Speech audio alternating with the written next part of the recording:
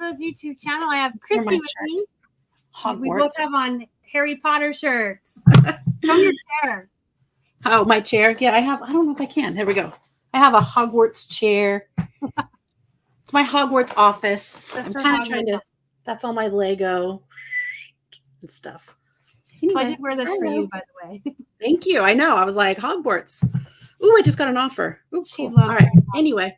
So Chrissy's here. Hi, Christy, my buddy. Vanessa's here. Hi. It's a Harry Potter day. Yeah, so this is like sidetracked real quick, but I don't know if you know that I'm not going to any reseller events for the next year or two. Mm-hmm. And any money I would have spent on those, I'm saving for us to go to London. Oh yeah, I heard that. And yeah. And I didn't chat about it last week because I knew I would have taken over, but we'll have to talk because I've done the Warner Brothers tour, the Harry Potter thing. It was really cool. We went to the one at Universal, Florida. That was amazing. But the one with all the props and everything in London, I've been there. It's really cool. I can't wait. I'm so excited. I love Harry Potter. I was going to show you something else, but I think it's still downstairs. I have a whole Harry Potter shelf downstairs. Yeah. I have a Hocus Pocus and a Harry Potter right next to each other. Well, this is mine. I mean, I've got very, very top is just a bunch of Disney. Then there's Star Wars. There's Incredibles. Oops, something fell. I've got an eBay reseller shelf. And this is just kind of random. The other one's random. It has Figment that I just bought from Gulf Coast Pickers. I've got Stephen King back there. Yeah, I've got everything. But Incredibles, Star Wars, Harry Potter. I've got Pete's Dragon up there. I don't know. I've got everything. I'm a dork. I'm a child at heart. A child at heart. Our staircase coming up to the third floor to my office, I have full-length pictures of Maleficent and Ursula. Cool. Third. Yep. So we're digressing. Let's say I said hello to everybody that's here already. Thank you for coming. This is Christy. Most of you know Christy. If you don't, I'm going to have her talk about herself. But in case you followed her here and you don't know who I am, my name is Star, and I'm one half of a reselling team. My boyfriend and I like to call ourselves life and business partners. We do this together, both of us full time. Mostly plush and jeans, men's shirts. He does electronics, video games. He's into comics now, and I've started doing jewelry. And I'm a big old nerd. I had a migraine earlier this week. Rain is one of my triggers. We had thunderstorms for the first 3 days of this week. So, yeah, that's not good. So, this is Christy. I met you at FlipCon, the first FlipCon, and then we reconnected at the second FlipCon. Yes, yeah, and that's it.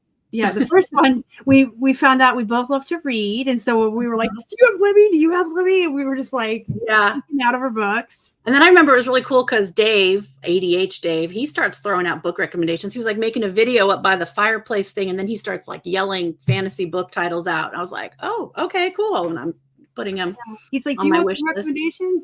Yeah. We're putting them on our TBRs. Oh, to be read list. If you're not a book nerd, TBR is to be read. That's a TBR list. Mine's like 500 on Goodreads right now. Yeah, I'm on Goodreads. Yeah, I'm on Goodreads too. So we'll have to find each other. Friend me. I have like one friend. Oh, yeah. I have like one friend on Goodreads. I mainly just use it for my TBR. Mm-hmm. And then I'm going to show you this too, because this is something you might want to look into since you're a book nerd. Yeah. There's a thing called Bookmory. I've got my notes. And it makes a calendar of your reads every month. Oh. Now the stuff on the side I added. Yeah. I did that with InShot actually. I just downloaded my monthly calendar from Bookmory, and then on InShot on my phone, I added. So tell me what's the word after book? Like, how do you spell it? Book, like more, like MOR. Oh, I'm just book and then MORY. Okay, yeah, all right. It's a lot like Goodreads, but I like that you can customize your calendar to show the start date and the end date. But a lot of times I have 2 books on one day. Me too. So I just do the end date so you can see my stars too. Yeah. Sometimes I end 2 books on the same day. Listen, I'm not gonna lie. Some of these thrillers I read, you can go through 2 on a day off. Yeah. Or I change what I'm interested in, and I'll start reading one and I'll go, oh, I'm not in the mood for that. So I'll switch to another. I don't know. I read 2 at a time. Oh, so you can digress. That's fine. Sorry. That's what the channel's about. just hanging out with friends and chatting. Books. Yes. We bonded over books more than reselling, I think, when we first met. And then I had not picked up that Stephen King book. And then when I met you more, found out how much you liked him, I said, I just saw a Stephen King book back at the bins. It wasn't there anymore. Someone else had picked it up and sold it to you. I think I have a picture somewhere. I'm gonna like Under the Dome, I think is what it was. I don't know. But it was just funny because I should have picked it up and I didn't. And then when we did meet, I was like, there's a Stephen King book. But then yes. So someone had found a Stephen King book, and it was actually, I have a spreadsheet I keep on my phone. I told you guys I'm a nerd. And I am trying to replace, I had lost a lot of my stuff in a divorce. And I'm trying to replace all of my first edition Stephen King hardcovers.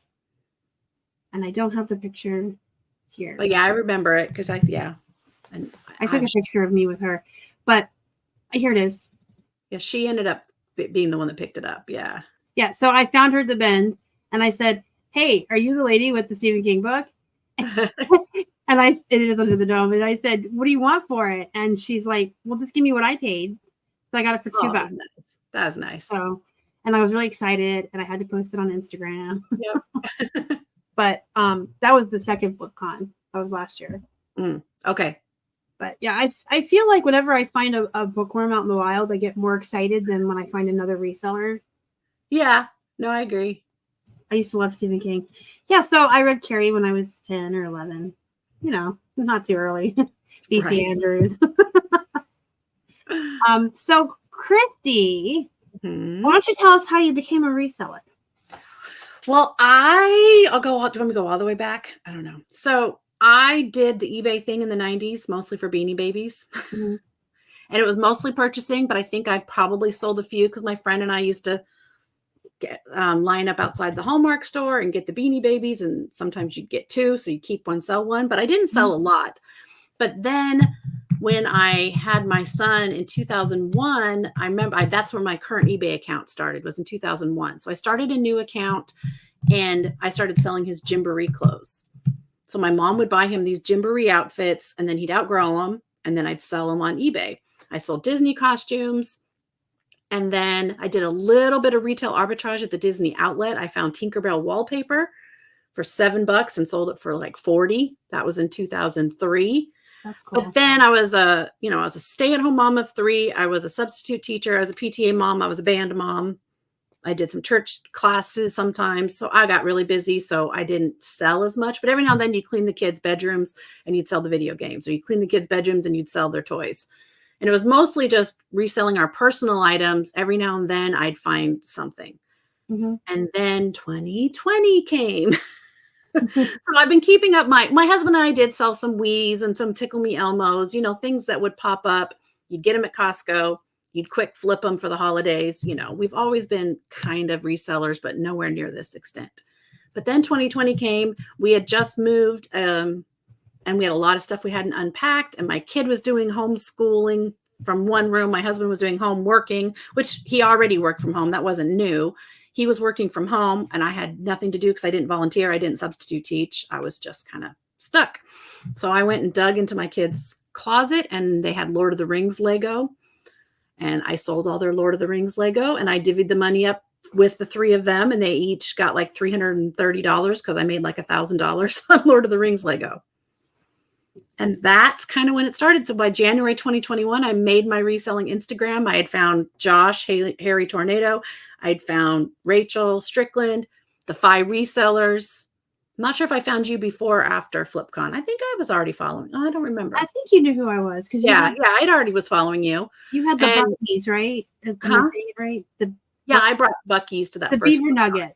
Yeah. And you knew who I was because you knew about being Hippos, and I said, Teresa loves those Beaver Nuggets. You need to make sure she gets some. So I'd already been, and so I'd started doing the reselling community. So I still wouldn't say I'm full-time. I mean, I guess I am because it's just kind of what I do. And when I don't feel like working anymore, I quit.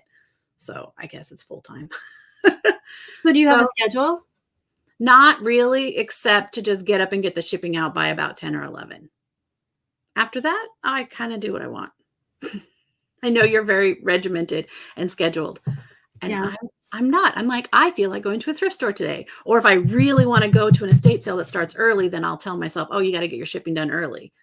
But most part, no, I don't have a schedule.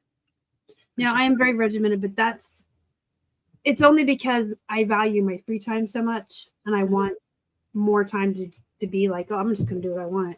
So yeah. I like having 2 days off a week. We do Sunday, Monday now. Oh, okay. We work Saturdays. I feel like it's better to be productive on a day when people are off work shopping. Mm-hmm. And then Monday we do our shipping, obviously, but then we take the rest of the day off, and it feels decadent. Like everyone else is working and I'm laying on the couch reading. What? Yeah. No, I don't do a lot on Sunday. Every now and then, you accept offers or whatever, but but some days in the middle of the week, I mean, I'm just like, I got my shipping out and I don't feel like doing more. My computers, there we go. Well, before we came on, you and I were talking about building up a bank and scheduling listings out ahead of time. Yes. If you do that, you can also have a little more leniency with yourself. Yes. Are you ready for a confession? From you, or do I have to give one? From me. I'm going to give you one. So the new Final Fantasy VII Part 2 remake came out Wednesday night. And Final Fantasy VII has been Keith's favorite video game since it came out in 1997. And he is a huge Final Fantasy nerd. And so I got a couple of books that I've been really looking forward to reading. And we played hooky. Yeah. Awesome. We did. I had a video scheduled to go up yesterday. I had listings scheduled. And I'm like, you know what? Let's just do the shipping and you can go play your game because you've been looking forward to it all year. Yeah. Or over a year. And I'm going to read. And I read 2.5 books yesterday.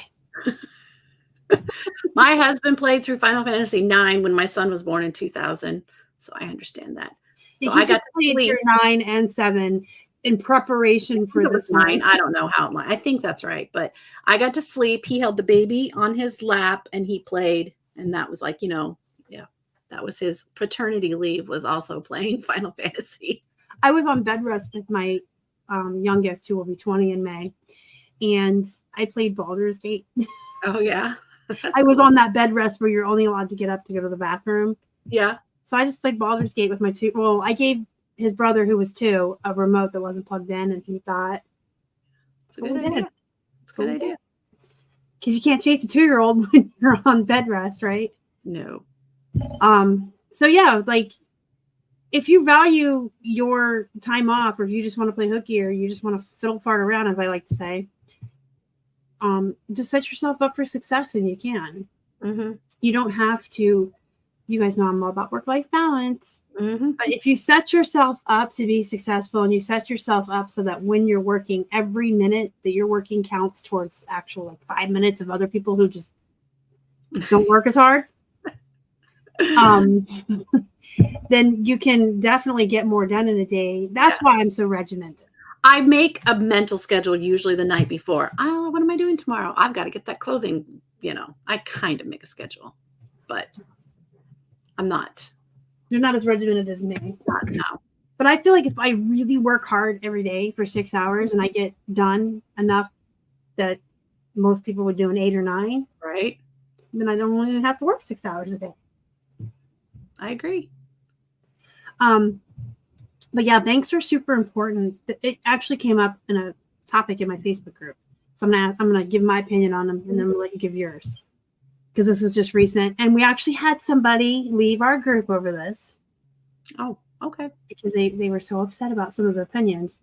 But there were some very strong opinions on both sides. So there's the, if you don't list it, it doesn't sell mentality. Yeah. But here's the thing. I'm going to tell you, I went on 4 vacations last year and went to the hospital when I got bit by a tick and got Lyme disease. We're all like, where'd she go? We haven't seen her in a while. Oh, yeah. I was in the hospital. Keith's grandfather got sick a lot. COVID happened in 2020. Lots of different things. I mean, I could walk outside in the middle of winter and find out there's 10 feet of snow. I'm exaggerating a little, maybe 2. Yeah. But things happen in life. And so, no, if it's not listed, obviously it's not going to sell. So do a first in, first out kind of thing. But if you don't have a bank built up and life happens to you, you're not going to have any money coming. Yeah. So I feel like banks are important. And anyone that has the mentality of, oh, you're just wasting your time. No, I'm really not, because I schedule my time so I can get 20 items freshly listed each day and still have time to do 10 more for a bank. Right.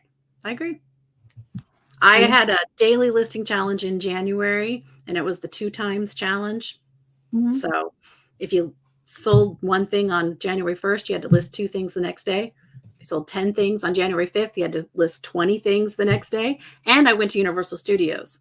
So I went to Universal Studios with a bank, and I left having listed every single thing in my draft bank. And I almost didn't make the 2-time listing challenge. There was a couple times where I couldn't do it the very next day, but I caught up, you know. But yeah, so I emptied my bank when I was at Universal Studios because I just filled it up before I went. And if I sold we one, used ours when I was in the hospital. Like Keith was doing shipping and just listing from the bank to keep things going. yeah, Because when I was in the hospital at the same time, his grandfather was sick and he was running him to and fro appointments, and his grandmother's wheelchair bound, so it's helping her. So there's all this stuff going on. And if we didn't have a bank, there would have been like a whole 2-week period where we had no activity. yeah, And eBay's a monster that needs to be fed. right. And so yeah, so I'm doing a 5-a-day challenge now. I'm thinking, but I'm going to try to do more a day, but just save them. So like I took a ton of pictures today, but that's the advice I always give people. If you list 5 a day or 10 a day or 15 a day, whatever you're at, do 1 or 2 extra. Anybody has time for 1 or 2 extra, and those are the ones you save. And like I said, do first in, first out. Yeah. Or expire prioritized by money and season too. Yeah. Yeah. So what kinds of things do you sell? I sell just about everything. Everything like you see behind me, I usually sell that kind of stuff. But I like vintage, but I also like modern pop culture kind of stuff too. And I do clothing, but I don't love it. And I do kitchenware and seasonal and shoes and purses. I don't love electronics. I don't do very many electronics, but I just sold our personal cameras like that. You know, we had some Nikons and some, you know, just sitting around digital cameras that we didn't use, and they sold right away. And I go, oh, I should pick these up at yard sales because they sell. They do. They really do.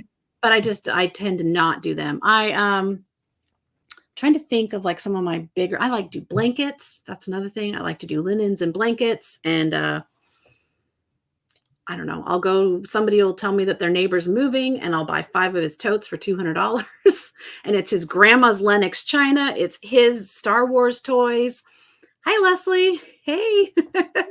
And it's so much random stuff. It's little pewter horse figurines. And I kind of just sell all sorts of stuff. I'm trying to get out of the sub $10 category, but sometimes when you come home from an auction with just a bunch of stuff for $10, and you can list every single one of them for $12 and make $60 off your 10, I don't mind continuing to list in that. Yes. $10 to $20 range would be preferable. Every now and then you've got to do the sub 10, and you're like, well, we buy a lot of bulk and wholesale, so we're going to forever be stuck in the sub 10. Yeah. We get 100 comics, 10 of them are $40, 15 of them are $20. Some are going to be $3, and this is before shipping. So yeah. And I do jewelry too. And I do jewelry. Yeah. You're going to pull something out that it's a $50 piece, and this one's going to go for $8. I do craft books. A lot of those are under $10, but I bought the entire tote for $20. Yeah. An entire tote of craft books for $20, and I sell one really good one for $20, and the rest is gravy. So, yep. That's how I look at it. And with my disability, it's so much easier for me to just say, I'm going to spend $60 and get 6 pounds of jewelry delivered right to my front door. Right. I don't even really like thrifting, to be honest with you, but I hate it. I'm going tomorrow morning with my local eBay meetup group that I run. Yeah. We'll see. But it also, my back doesn't tolerate it. Like after 2 yard sales, I'm done. Yeah.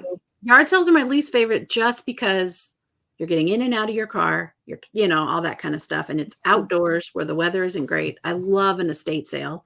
We're going to a church sale tomorrow, which is my favorite. I love church sales. Yeah, I do love church sales because it's like there's 100 plush and they're selling them for $0.25 a piece, and you can fill a bag. And this is one of the best ones around here. Yeah. They run this 3 times a year. It's one big church, and they have 5 outbuildings that they fill up. They have a whole book section, girl. I shop in there for myself. Yeah. But they do it. Tomorrow's the first Saturday of the season. They'll do one in the middle of the summer, and then Keith and I would usually go towards the fall because that's when they want to get rid of everything, and it's $1 a bag, and you just stuff as much as you can, and you're like rolling. You're like a ninja. You're like, I'm gonna get find my new area that I moved like 6 months ago. I need to find where those are because I knew where they were in San Antonio. Yes. So I need to get where I know. We're going to talk about moving a business in a minute. Okay. But you got me like excited to talk about if you buy a lot of wholesale, it's okay to have cheaper items. Yeah. And I did a bunch of auctions in January. And I've got a list of stuff I got from him. So I'm not going to do any more of the high bids for a while because I've got to go through his stuff. But I did that when the yard sales weren't there. So next month, yard sales are going to pop. Well, March, it's going to pop now. So. But see, I wouldn't go to the thrift store and pick up plushies that are going to sell for $8. I wouldn't pick up a comic book at a yard sale that's going to sell for $3. Right. I think it's okay.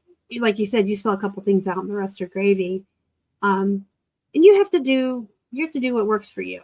Mm-hmm. Don't try to be me. Don't try to be Christy. Yep. Drive in your own lane and pay your own bills because yours are different than mine. Yep. So tell me the platforms you sell on. eBay is my main one. I bet it's 90% of what I do. Maybe. Yeah. I bet it's probably 90. And then Poshmark sometimes is second. Sometimes Mercari is. Mercari was a couple years ago really good. And then it kind of dropped back down. And then I just added back Etsy. And at first I was like, got a couple Etsy sales going. And now I don't know. And then I do Depop. Every now and then someone surprises me on Depop. So eBay, I missed eBay, Mercari, Poshmark, Etsy, Depop, and technically Kitizen. And which one's your favorite? eBay. And what's your favorite item to sell? Like favorite category? I don't know. I mean, I like plush and I like toys, but plus size clothing, I don't like photographing, but I like selling it. I don't know if I have a favorite. No favorite? I like playing with the toys. I like toys. They're fun. Well, I was at a listing party before this. I do a true crime party every Friday. And someone asked me what brush I use for my plush. And I'm digging through this box trying to find it. And I'm like, this box is plushies I've saved up that have they need some new hairdos, okay? Right. But there's some electronic ones in there. And I mentioned it. And she goes, oh, I make my husband test all mine. I'm like, that's the best part. Yeah, I have 3 of them. And they're dancing on the table and singing. And you can play with them. You can make really easy content with that too. I've got 3 sitting over there that I need to just kind of clean the what do you call those things? What are the battery things? Compartment? Yeah, the battery compartment, whatever the connection, whatever. I have to clean them a little bit and put some batteries in them, test them out. But that's fun. That's like, I love that. I am like a little kid. I had this hamster that you would talk to and it would talk back. I was up here for hours, just like I had mascara like a raccoon cackling, and Keith is like, how old are you? And I'm like, how dare you? The hamster. Yeah. And I used to be my office used to be the dining room. So I was pretty much exposed. I didn't have any enclosed walls really. My husband's was the true office across the hallway, the den with the French doors, the more traditional office, because he has the real job, I guess. Mm-hmm. And I was in the dining room straight across from him. So he would always see me when I was doing that kind of stuff too, playing with toys. Now I'm in a spare bedroom, so I'm kind of isolated, but yeah, me too. It was kind of funny when I used to be right across the hall from him and he's like on a business call. Anyway. But I liked my old space because I actually liked talking to him more, but it is also nice to be a little bit more private. Yeah, Keith and I work on separate floors. Oh, yeah. We don't need to see each other all day. We take a break every day and walk for an hour. Yeah. And the time of day we do it depends on the weather. We don't do it in the winter. I walk on the treadmill in the winter. But we have to adjust it. When it's summer, you want to go early in the morning. Mm-hmm. When it's the fall, you want to wait till the afternoon.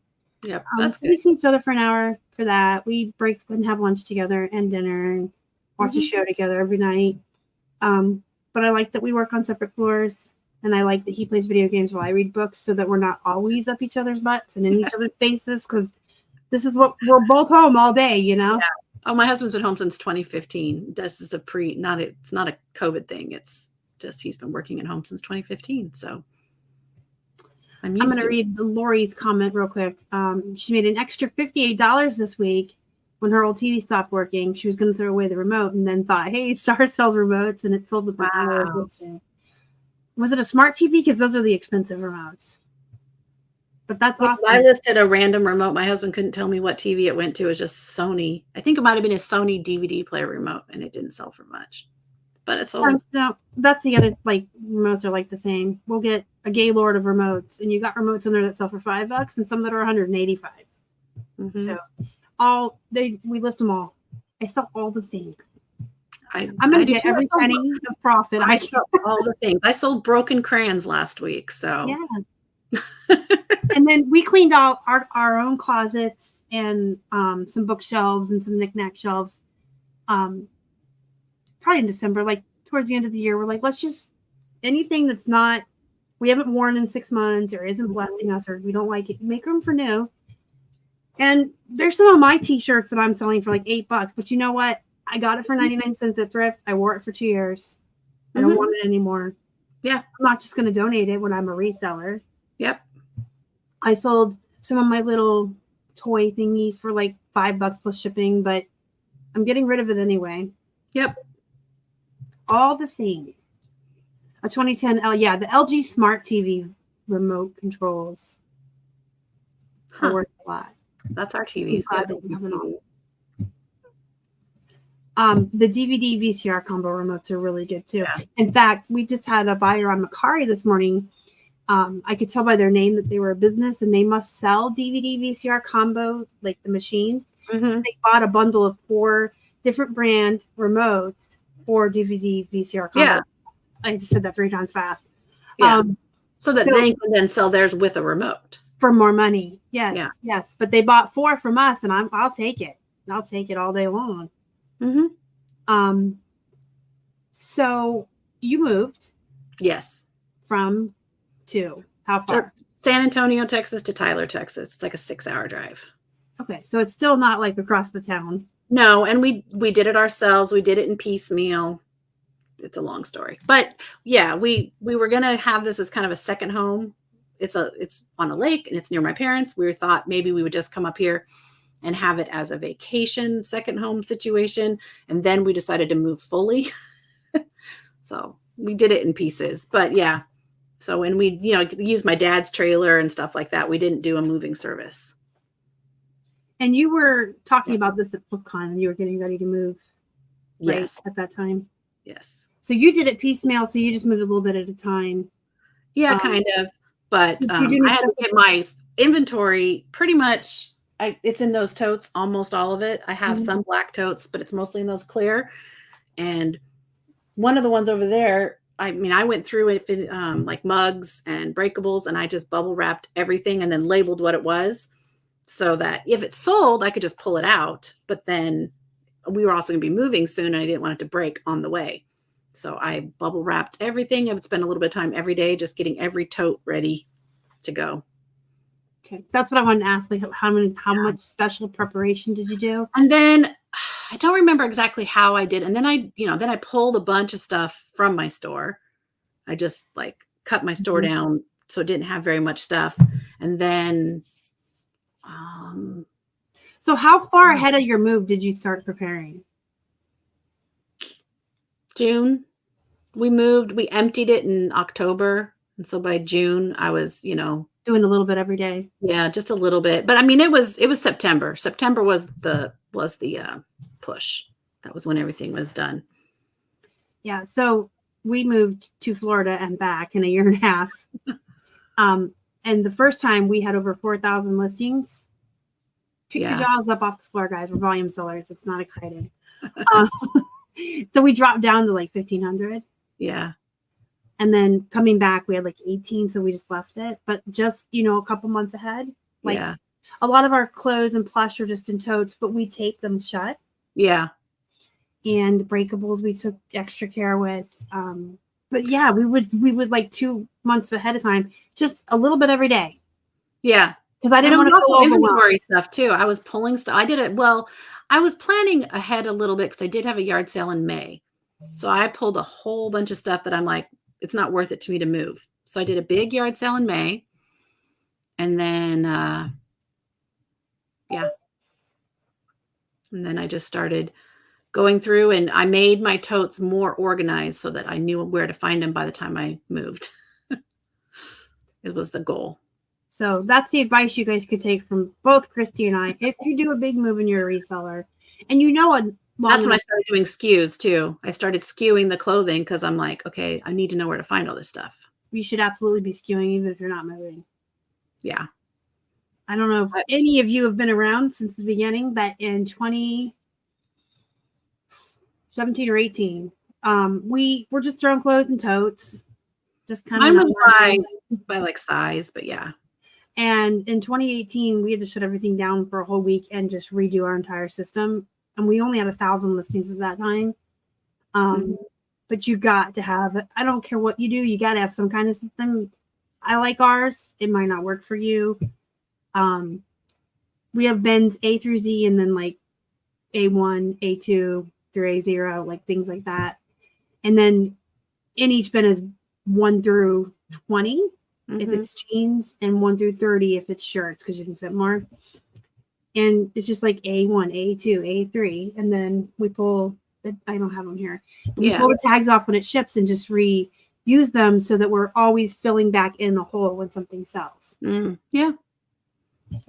And we take the last picture we take of everything is the item on a scale with its tag. So when he goes to list it, he can see the weight and its location. And then we just constantly reuse them. Because if you sell 10 things out of bin A, you don't want to end up creating more bins that you don't need if you have 10 holes. I call them holes, but mine, my numbers keep getting bigger. And then, so my first bin has like the lowest number is maybe a 20 or a 30, but then I've got like 60 and 70 in that first bin because I've sold it. But then everything else is the bins 120 through 140 are mostly still full, and then I just shove them. Then I just condense backwards. So the first bin has like 20, 25, 72, and because there's anyway. But as long as you know. But it's numerical. So I'll be thumbing through and 110 jumps to 120 because I sold the ones in the middle, but it's still going to be numerical order. Yes. So you met Trish at FlipCon. Almost perfectly. What she likes to tell people is you should have a SKU system in place so that if tomorrow you went to the hospital, your neighbor, your friend, your grandma could come in here and do your shipping for you. It should be that organized that somebody else could take over for you if they had to in a pinch. I only have it for my clothing. I have to admit, nothing else is skewed. I just know it's all categorized and I know where it's at. So clothing, jewelry, and accessories are labeled, but I just have a tote full of mugs and I just know which. But if I were to come in there and do it for you, I'm sure I could find your tote of mugs. Yeah. You don't have your mugs all over the place. No, they're all in one tote. So So you should just have something in place for you that you understand, but that somebody else, because there's nothing worse than wasting time looking for something. When I do a pick list, especially volume selling, actually, we have a pick list here. This is the order that our bins are in the garage. And I just copy this I made this in 2017 and we still use it. We just added to it. You can see the whiteout. This went to Florida and came back. This is the original paper from 2017. I just make a copy every morning and I make Keith the pick list. And you can just go around the garage and order. Cool. And it may, just because, that was my point. Sorry, I lost my train of thought. But I don't want him to go downstairs for 2 hours pulling 20 items. Right. I want him to be back in a half hour. And with our system, he can be. That's awesome. I like it. Hi, Karen. Hi, friend. Can you please give Milo a kiss for me and tell him I love him? Do you remember Milo? Oh, yeah. I'm going to see if I can find a picture of Milo. You guys, this dog and I was going to steal him. I just found a picture of him, but not with me. There's one of me and him together. So while I dig for this picture, we talked about moving. We talked about what you sell and where you sell. Mm-hmm. You don't really have a schedule, but when you do list and do pictures and do your listings, do you have a specific like system or routine that you stick to? Usually I batch photograph. I try to get like items together, Mm-hmm. and I just do a bunch of photographs and the measurements, at the same time. And then sometimes I do it backwards. Sometimes I'll come home from a yard sale or an estate sale or whatever, or the thrift store, and I have the pile of clothes right by my computer, and I look at them and I do my research really quick, and I look to make sure there's no holes, and I will draft. Sometimes I'll draft first and then do photographs, but other times I do it the other way around. But just depends, because I have some back problems too. So if I come home from the thrift and my back hurts, I don't want to start taking photographs right away, but I'm kind of in the mood to get going on it. So I pick up my pile of sweaters I got and I start looking them up, and I go, oh yeah, this sweater's a good one. And I start drafts. I start a draft when I research it. Otherwise, if I research it and then go, cool, that's worth $50, and then walk away, I've lost that information. Yeah. And then when you go back to take the pictures, you're like, I don't remember anything. Right. So if I research and I find the item I'm looking for, I will 85% of the time create a draft right there, a sell similar, or at least a copy paste on the title, and throw the price that I want in the draft, even if it has nothing else. So that's a good idea. So I do it two different ways. Sometimes I just completely draft, and other times I photograph first. But you do batch work. Yeah. It's like a whole bunch of clothing all at once, a whole bunch of toys all at once, a whole bunch of jewelry all at once, a whole bunch of, I don't know. Y'all hear that? I teach and preach the batch work. And y'all don't listen to me. And every guest I've ever had is like batch work. Sometimes I'll do an entire thrift store haul, but it's all the hard goods all at once, because I can go to my photo station that's a hard good photo station. And even if it's a toy and an ornament and a mug and even a pair of shoes and a craft book, yeah, they're all different, but it's all the same kind of stuff. I can sit there and get them done at that station quickly. So teach and preach. Hey, here's Milo. That's my buddy. I love him so much. I just loved him.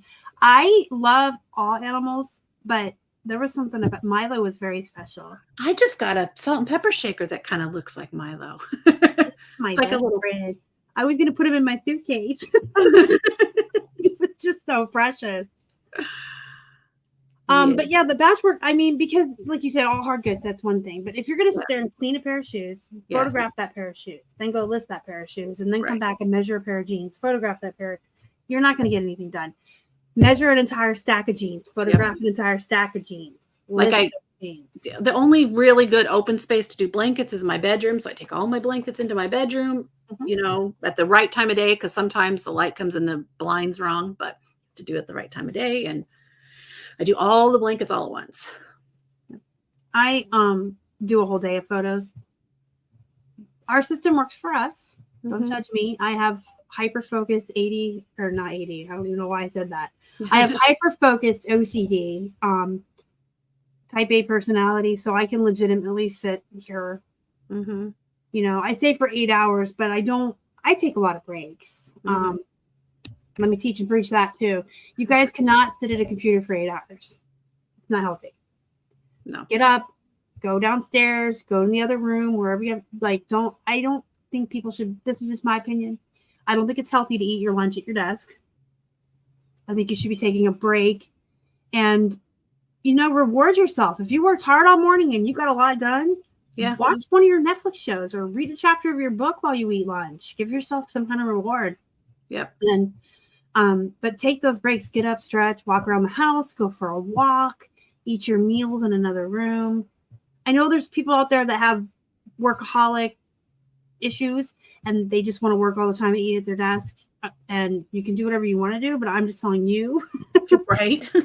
I don't think it's healthy. Right. I don't think I'm all about that balance. And then that's probably my hyper focus too. When I'm eating my lunch, I want to enjoy my lunch. I don't want to be worried about listing or answering comments on YouTube. I want to eat my lunch and read my book. Everybody else needs to go away. I'm not working on my lunch. So yeah, I take a lot of breaks, but I do one whole day of just doing pictures, and I just focus on one Sometimes I do 2 days a week where I'm doing pictures and I just focus on one type of item. This week I'm doing all jewelry. Next week will be Jane's, and it'll be Plush again. And that way he's doing comics and electronics. He does the photos of those. I don't touch those. And then you get a mix of stuff coming into your store. You don't want to like have all of one thing.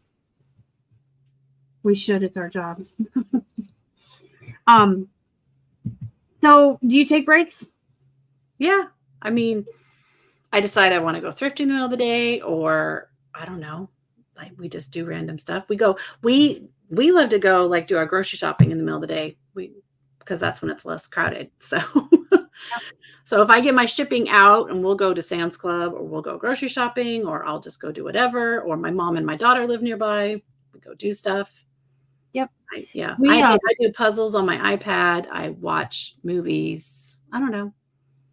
I do as I feel. Or some days I go, all right, I need to tackle my bedroom today. So I got my shipping done in the morning, but then I'm moving on to like doing my laundry or cleaning my bedroom or something else. Mm-hmm. And I just don't worry about work.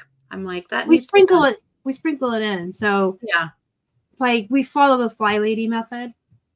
And so he has his list of what he's to do in the room we're in that week. And then I have mine, and he'll stop in the middle of the day and sweep him off the stairs.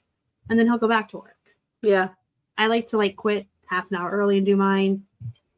But I'm walking to the laundry room because I've got some clothes listed, or clothes that I want to list that are in the laundry room. Then I realize that there's dog hair everywhere. So I do vacuum the dog hair. And then I'm going to give a mouse a cookie kind of squirrel. That's an ADHD. I'm not like that. I'll go change my laundry because I've got plushies in the dryer, not in the dryer, plushies or something, or a hat. Plushies in the dryer. No, I'm not. They weren't in the dryer. Let me clutch my pearls. Don't do that. Dryer. I didn't. I moved them out of the washer and I didn't put them in the dryer. I put them on my tile counter to dry. And anyway, then I'll go, oh, geez, the dog is shedding. So I vacuum. Yeah. And then I don't know. Then I might remember that I wanted to tell my kids something. So yeah. Yeah. I don't do all that, but I do stop and do other things. I do. Or I'll go, honey, I want to go get my nails done. And he's like, okay, go get your nails done. So that's how I live my life. I do like shop in the day, but I shop every other Wednesday. The list and a menu plan. But I do like to go like right when we finish our shipping, like at 10 in the morning. Because there's like three old people in there and me. That's it. And sometimes like we played hooky yesterday just because. But we knew that game was coming out. We knew we were going to play hooky. We're not kidding anybody. So we did extra work earlier in the week to make up for it. Yeah. And we'll work. Usually on Saturdays, we do actually cut out around 3 or 4. We'll work a full day till 5 or 6 tomorrow to make up for it. But sometimes we just like to go out for lunch. I was telling Rachel that when she was on here. We'll just go. I want to go out for a burger. Let's go out in the middle of the day. And I like going out to eat for lunch better because it's less crowded. There's less people. Yep. And it feels awesome because the rest of the world is working and you're like, I'm eating a burger and having a beer and I'm going to go back home and work. But right now, in the middle of the day, I'm being luxurious. We used to hit our Sam's Club like at 8 a.m. And and then I used to not do package pickup. I used to just drop it off myself by 4. So we've kind of moved things around moving here because Sam's Club is further away. But yeah, I used to just go to Sam's Club like right when they opened for the Plus members. What time do you usually get up in the mornings? I'm not at my desk and the computer until 8:30 or 9, but I'm up at 7:30-ish. 7:30 or 8. I get up at 8. I slept till 9, but I got home from Vegas last night at 11. So yeah, I slept till 9 today. My body's starting to wake up at 7-ish, and I'm usually up and moving at 8-ish. Yeah, 8-ish. Our postal pickup comes when we have our normal girl. She comes at 10. The sub doesn't come till 2, but we don't know when her days off are. Yeah, mine came at 12:45 today, which was a little early, but so we have to have and we've seen one of her subs come at 9:30. Oh, he must have done her route backwards or something. Or different. So we like to have them out there by like 9:30 just to be careful because our local post office, y'all, we live in this tiny little town outside of Pittsburgh, this little tiny town. There's like nobody here. Our post office is only open from like noon to 3, 3 or 4 days a week. It's crazy. Hey, look who it is. Hi, Kelly. Hi. Love you. I used to just drive it. It was only a couple miles down the road, and I just dropped it off by about 4:30, and they had a drop bin. That's what I did. I didn't ever do package pickup in San Antonio. But I moved here, and they have a smaller post office, and they don't have a drop bin, and you just go in and you put them on the counter, and they don't even scan them. They're just like, okay, just leave them there. We'll scan them later. That's how you get in trouble. I don't know. So I do the pickup now because it mostly works. So pre-Florida, our post office and the library were a block away from our house, next door to each other. Mm-hmm. So we used to take them there ourselves. That would be part of our walk every day. We would walk the packages to the post office to our walk. Mm-hmm. And then if I needed to get more books, I could go to the library. That works. But now we're on a dead-end road at the very top of the hill, like very in the middle of the woods. And when you drive down our road and go out to the main road, you can get to everything very easy. We feel isolated, but we're not. Yeah. Like we're 5 minutes from the grocery store, but our road makes us feel like we're at the top of the world in the woods. Mm-hmm. It's like the best of both worlds. You feel like you're isolated, but you're not. But yeah, our post office has really weird hours, so we have to make sure that we get out there for the pickup. Mm-hmm. So I don't like to be up at 8. When we lived in Florida, our pickup was like at 4, so I slept till like 10. Oh, that's funny. Christy's in Florida, and her guy comes at like 9 a.m. or 10, something super kind of early. So. Ideally, like when I worked in the healthcare field, and I was the only one, I like second shift. Mm-hmm. I would always love to work 2 to 10, come home, have a couple hours, sleep till like 10, and then I'd have a couple hours before work. Yeah, I chose teaching as a profession, and I'm not a morning person, and I don't know why, because you have to be at school like at 7 a.m. It's ridiculous. Well, the day shift was like 6 a.m. or 7 a.m. You had to be there. Yeah. In the healthcare field. So I would always volunteer for second shift because nobody else wanted it. I loved it. We have a question from Karen. If you were going to add a new category to your store, what would it be? I mean, I don't think I have a category that I don't sell in. Truthfully, I mean, I like doing like health and beauty, but I already do a little bit of it, just not a lot. But, it's a good question. We've just added too. We just started doing jewelry and comics. I'm literally trying to think if there's a category I do not sell in. I have such a random assortment because I listed these mini bulbs that I got at auction, and I think they ended up in eBay Motors because they're like the bulbs from your overhead light, inside your car. Mm-hmm. So I think I even have something in eBay Motors because these little mini bulbs classify under eBay Motors. That's funny. So I would do more art. I would like to do more art. More art. Yeah. I've done art. I don't think I have a couple pieces of art, but I don't know. I'd have to go look at the categories and see if there's one I don't have, but I have so many categories. Well, we decided 24 was going to be the year of trying new things. So we did just add jewelry and comics. That's cool. And we're happy with that. If I added something else, if I could find a source for it, makeup. Yeah. I have the Ippy. I can't speak English on Fridays. The Ipsy. Yeah. Subscription. And anytime I get 1 or 2 things in there that I don't want, I sell them. Yeah. It pays for the bag, and I've got a new eyeliner, right? I went to a great yard sale once where she had a big basket full of all that kind of Ipsy stuff. Hey. And it was just the stuff she hadn't used, and I just grabbed a bunch of it, and she was selling them for 50 cents each, some ridiculous low price. And it was a Lisa Frank eyeshadow palette, and I think I sold it for $20. And anyway. Yeah. Well, I kept the one thing I really, really like, but I could have sold it for a lot. Mm-hmm. So you've heard of Shape Tape?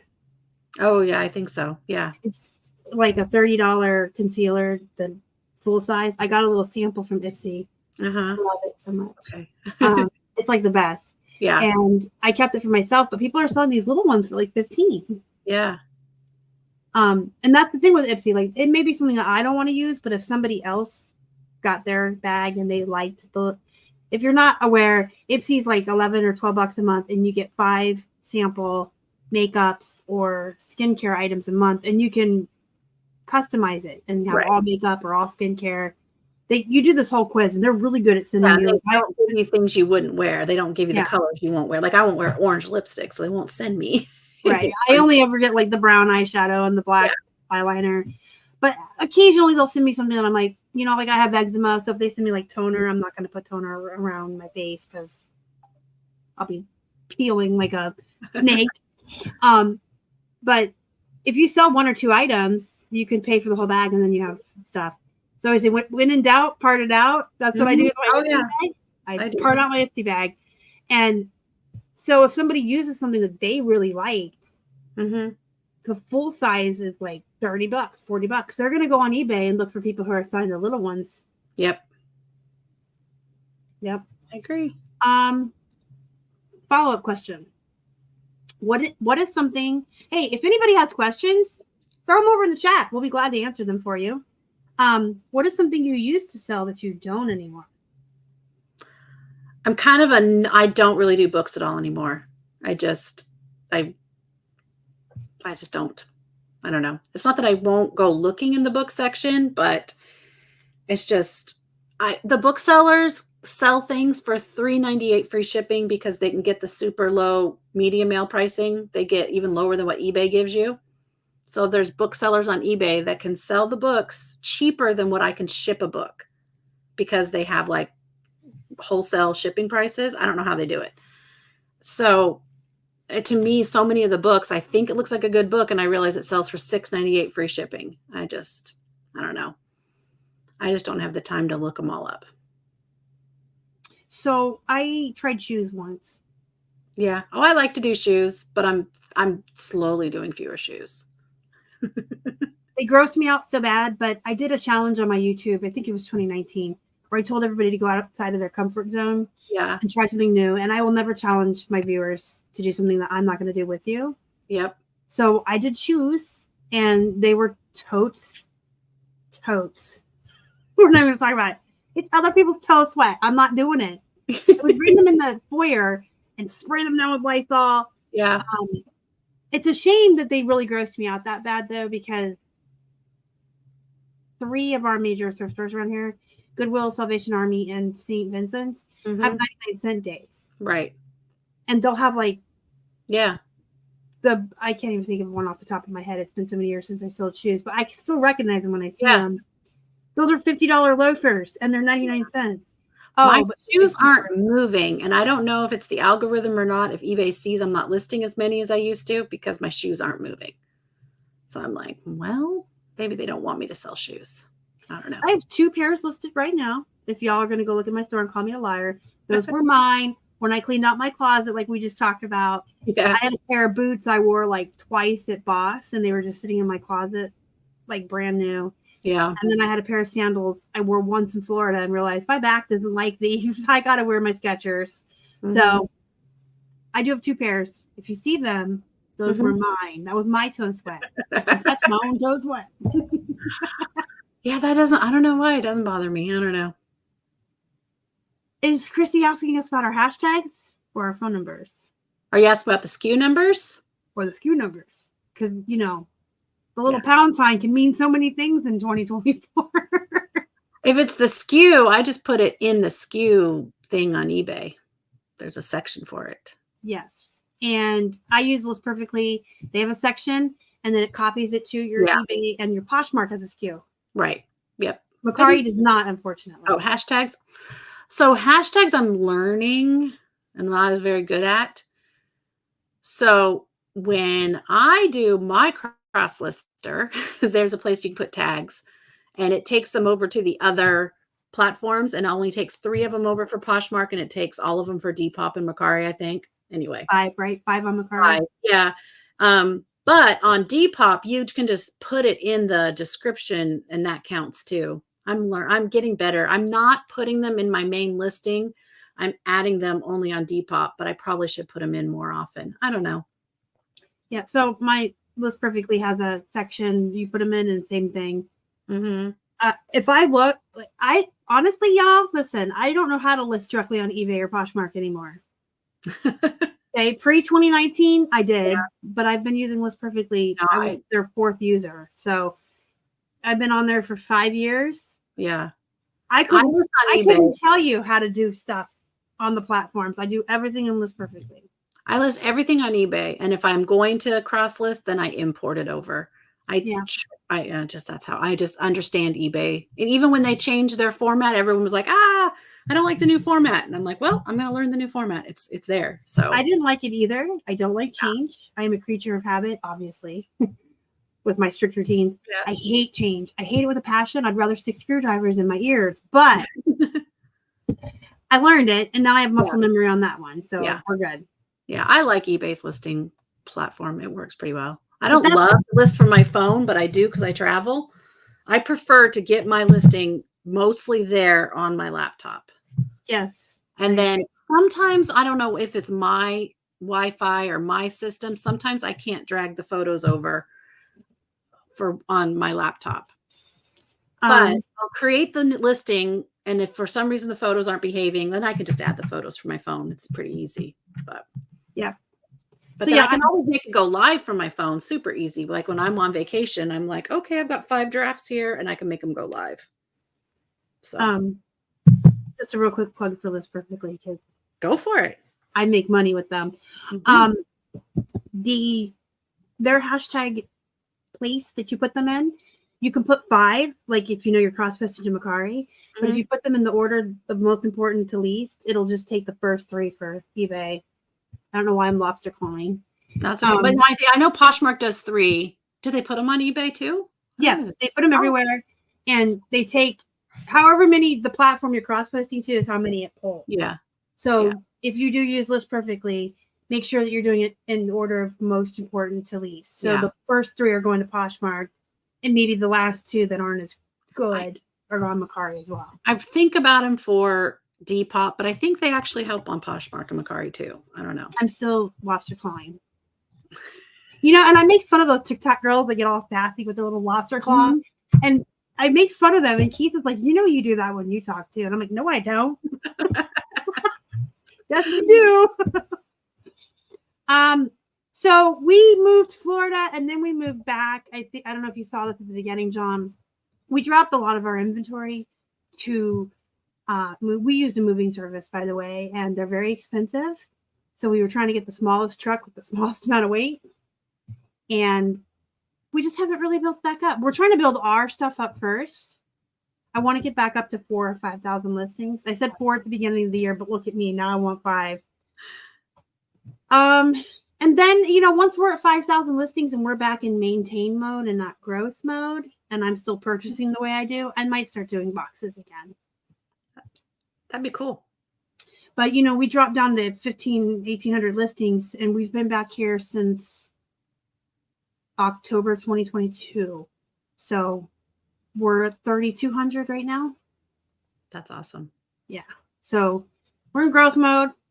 Everything I buy, I need for me. Yeah. But once we go back to just maintaining mode, we'll probably consider it, especially with like the jewelry. So another follow-up question: what is something you shouldn't buy because it doesn't sell well for you, but you can't stop yourself from buying it? Plush. Some plush. Just depends. Like, I have a hard time walking away from some of them. I'm like, but it's so cute. It will sell for $10, but anyway. I buy so much wholesale. I really can't. Yeah. Because I just, like, if I buy a ThredUp box, I know there's going to be Walmart brands in there and poopy brands I got to sell for like $18 a pair.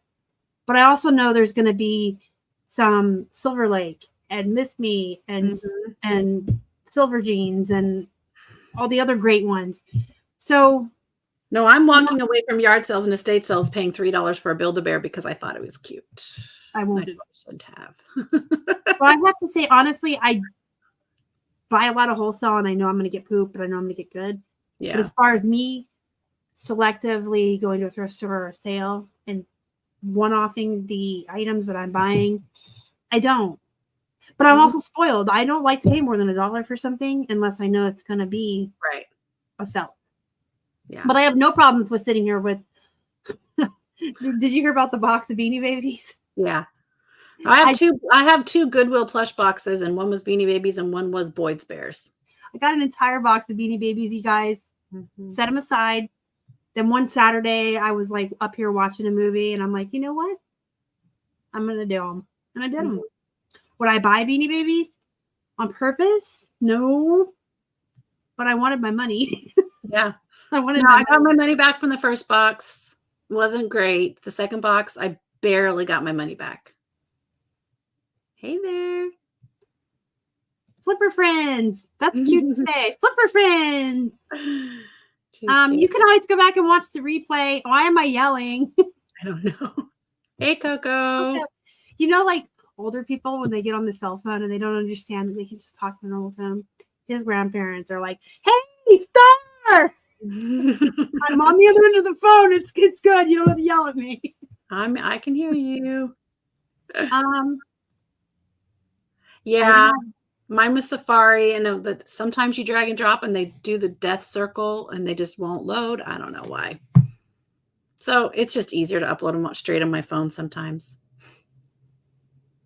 But it's so cute. The ASMR. Yeah, I've been watching your little ASMR shorts. They're really cute. Crinkly bags. She does these crinkly bags. They're it's soothing to me. I could sit and watch people vacuum.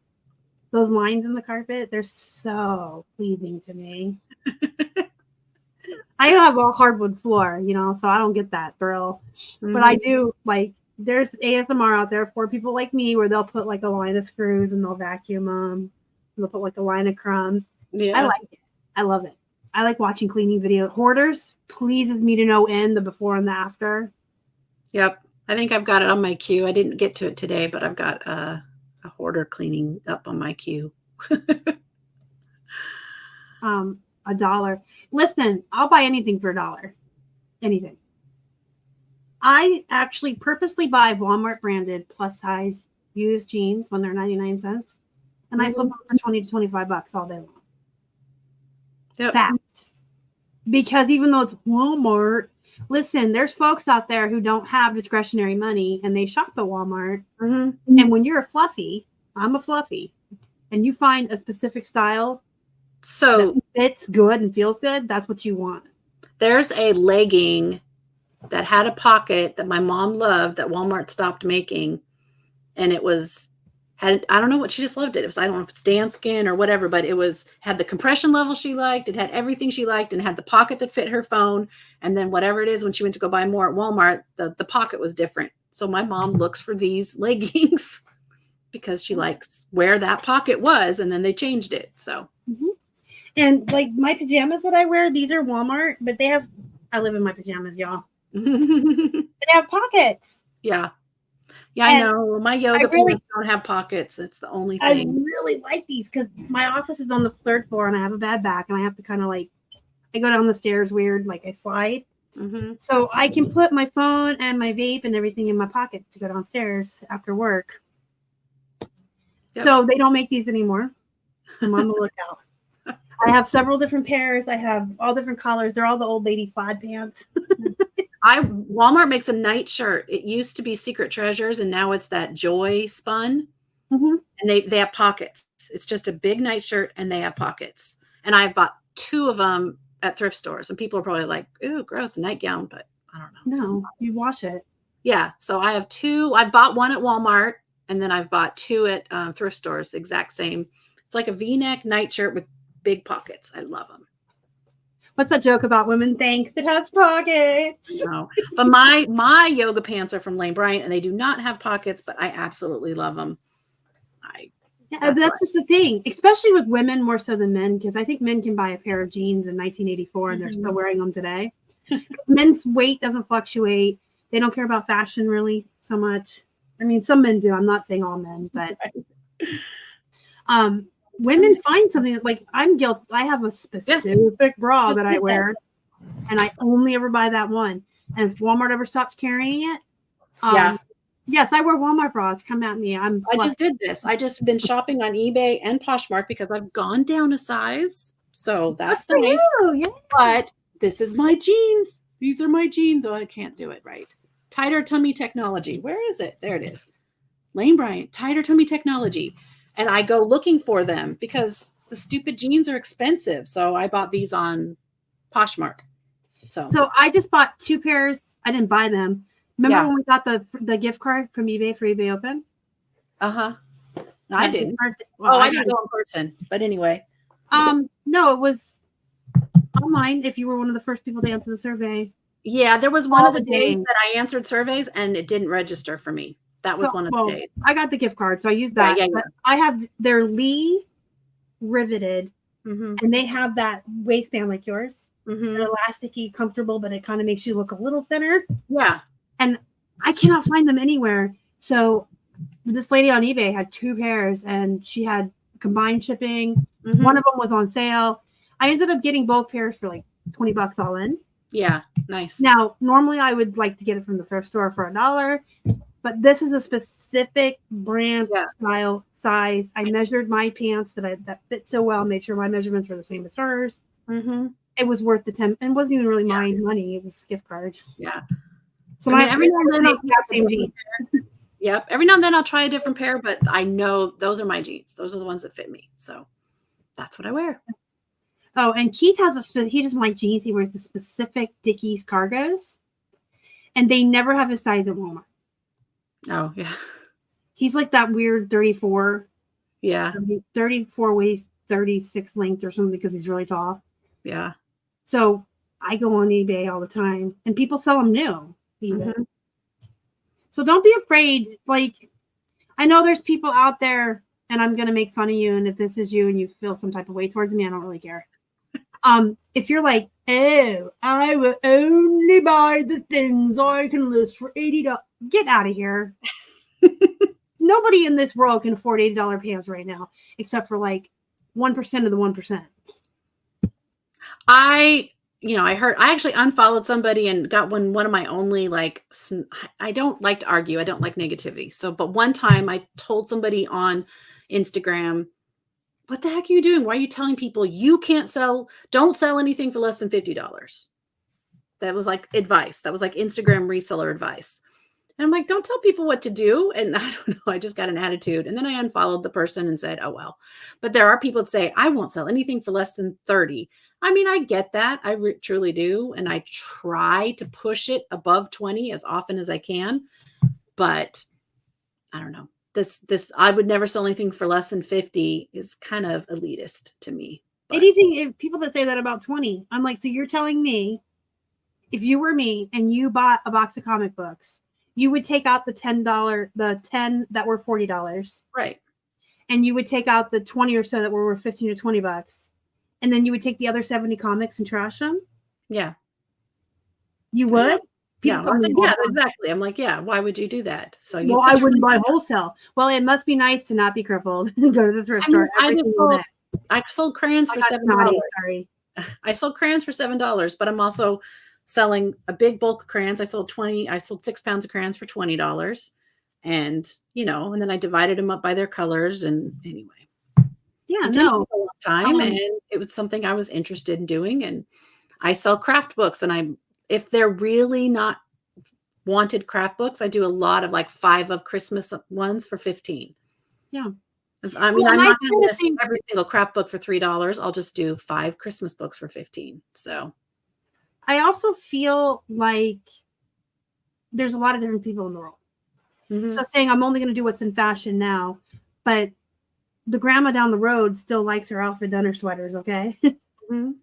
And there's all kinds of people in the world with all different kinds of funds. Mm-hmm. Yes, there are rich people who will still shop and be like, what recession? But the majority of people right now are struggling to buy groceries. Yeah. They're not on here buying your $80 Mother jeans. They're on here buying your $20 American Eagles. Yeah. So just keep that in mind. I'm not telling anyone what to do. Right. Everybody can do it totally different. And you can do whatever you want, but I think when you have an elitist attitude, it rubs me the wrong way.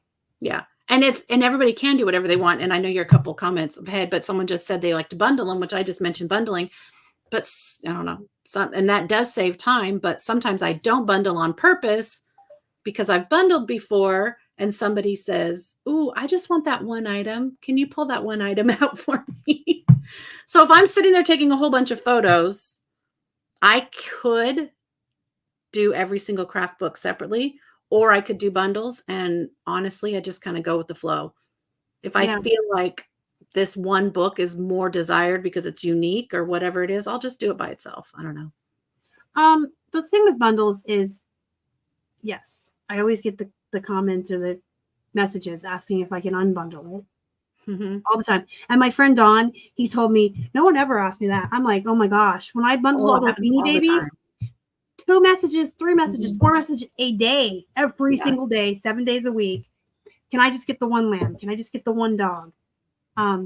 He used to bundle certain like lower end games, Game Boy games. Just wanted the one.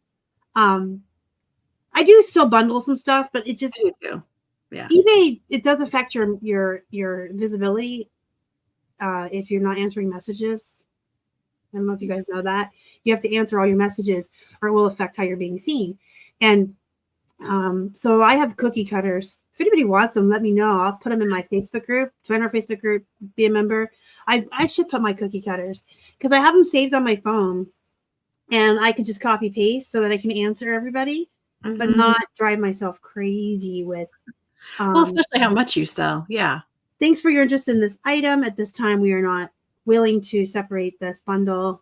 Follow our store to see if in the future we list something that you're after or whatever. This is my favorite. So you know how you go to all that effort to put all those measurements in, right? Yes. And then they want some wacky one that's weird that no one would ever think of. Yes. Now, this is a small white lie. So if you're not okay with small white lies, this one's not for you. Thank you for your interest in this item. All of our items go to an offsite climate-controlled storage after they are listed and remain there until they are sold and ready to be quickly shipped out.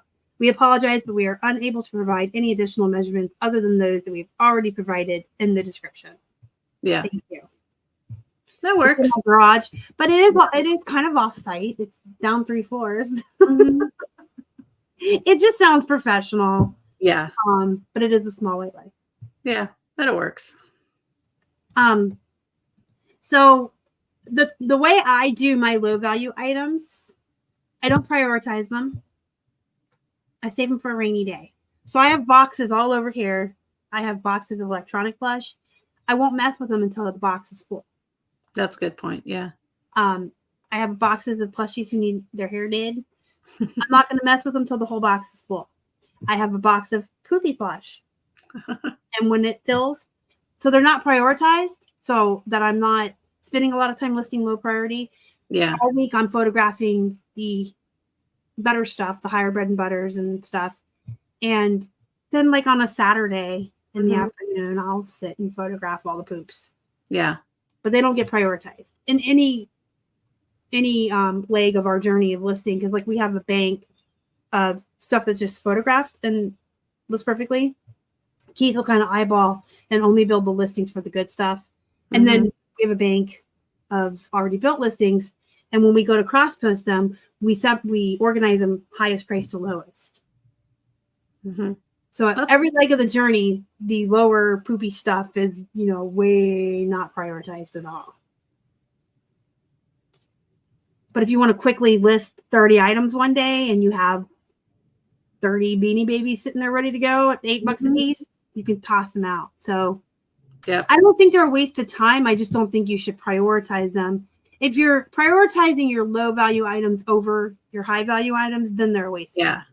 Yeah. But let's say you live where it snows and you get snowed in and you can't get to the thrift store. Now you have a box of stuff you can work on that day. Yep.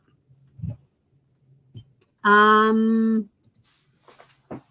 feel like anecdotally it does bump up sales a little right after I buy something. She was asked if it helps your Yeah. We have 2 secret eBays. I was told a long time ago when I started being a content creator, you should have a backup eBay just in case. Yeah.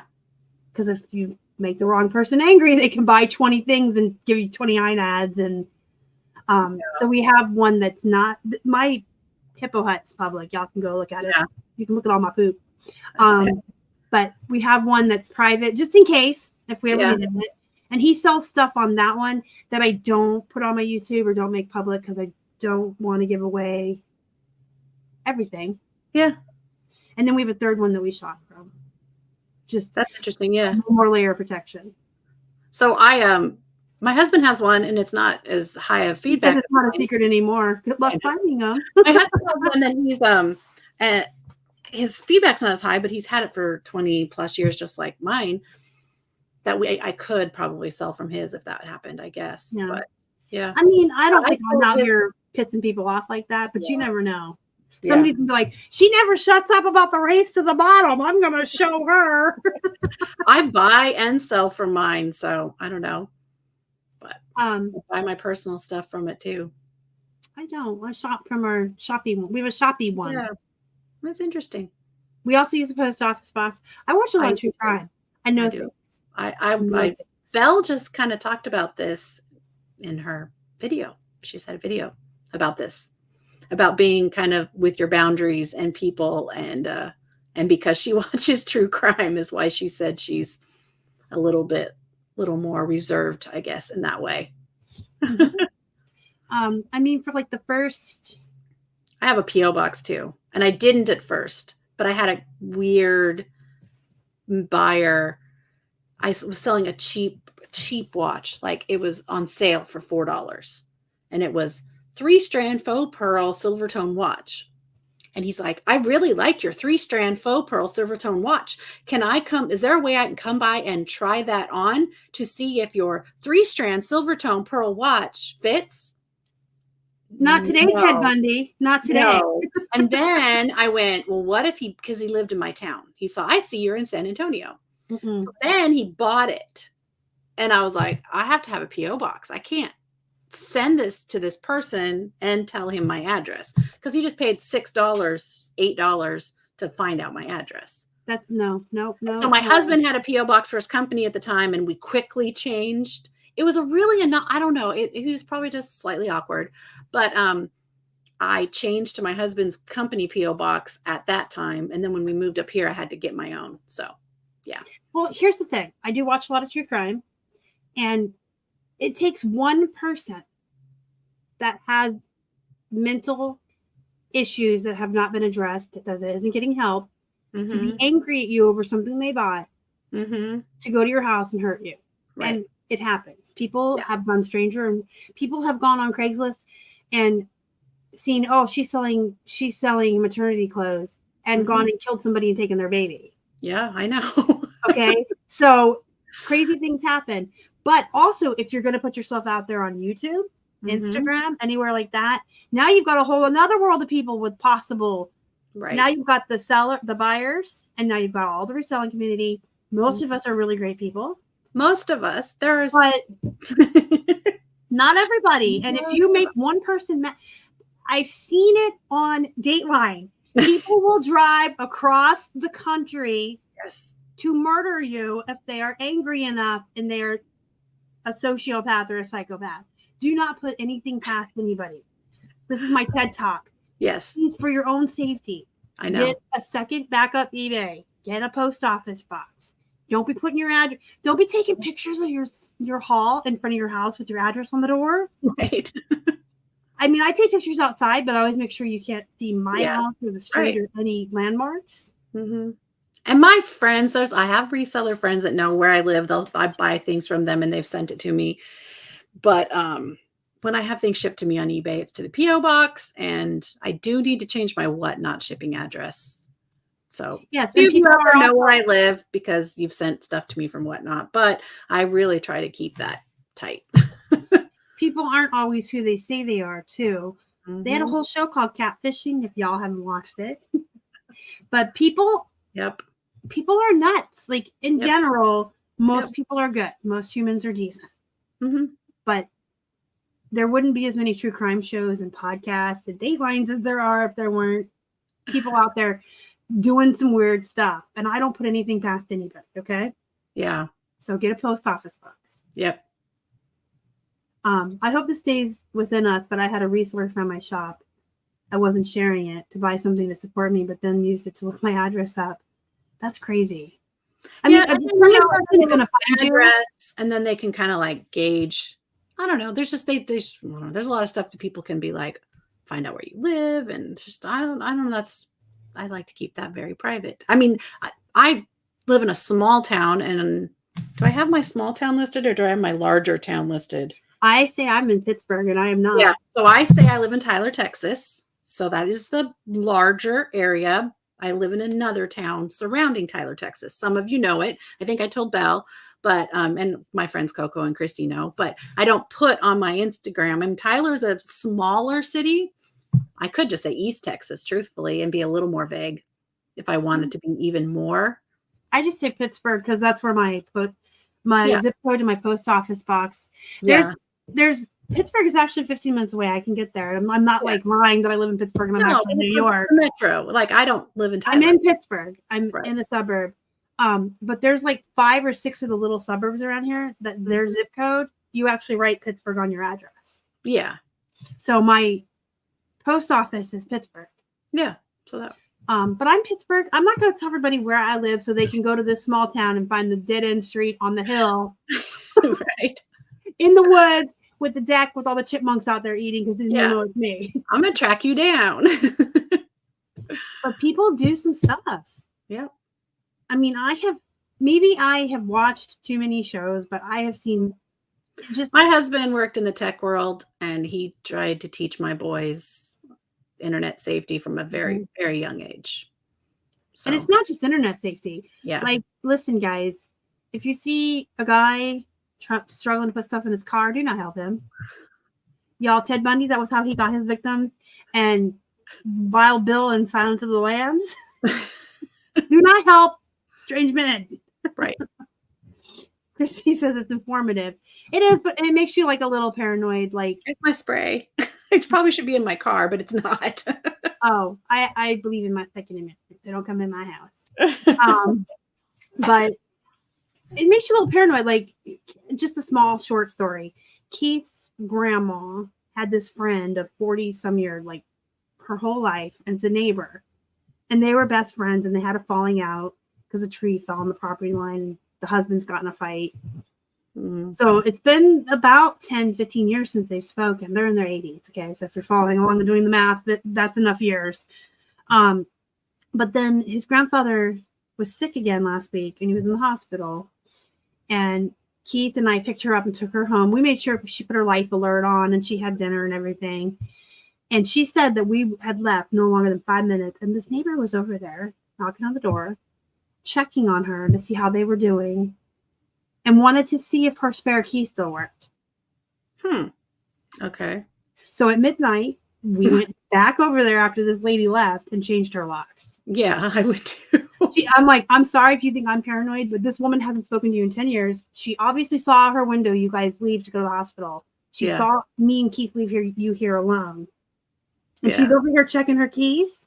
No, ma'am. She's like, you can come tomorrow and do it. I'm like, I'm not letting you go to bed at midnight in your house alone when that woman's acting that way. I'm coming back now and changing your life. Right?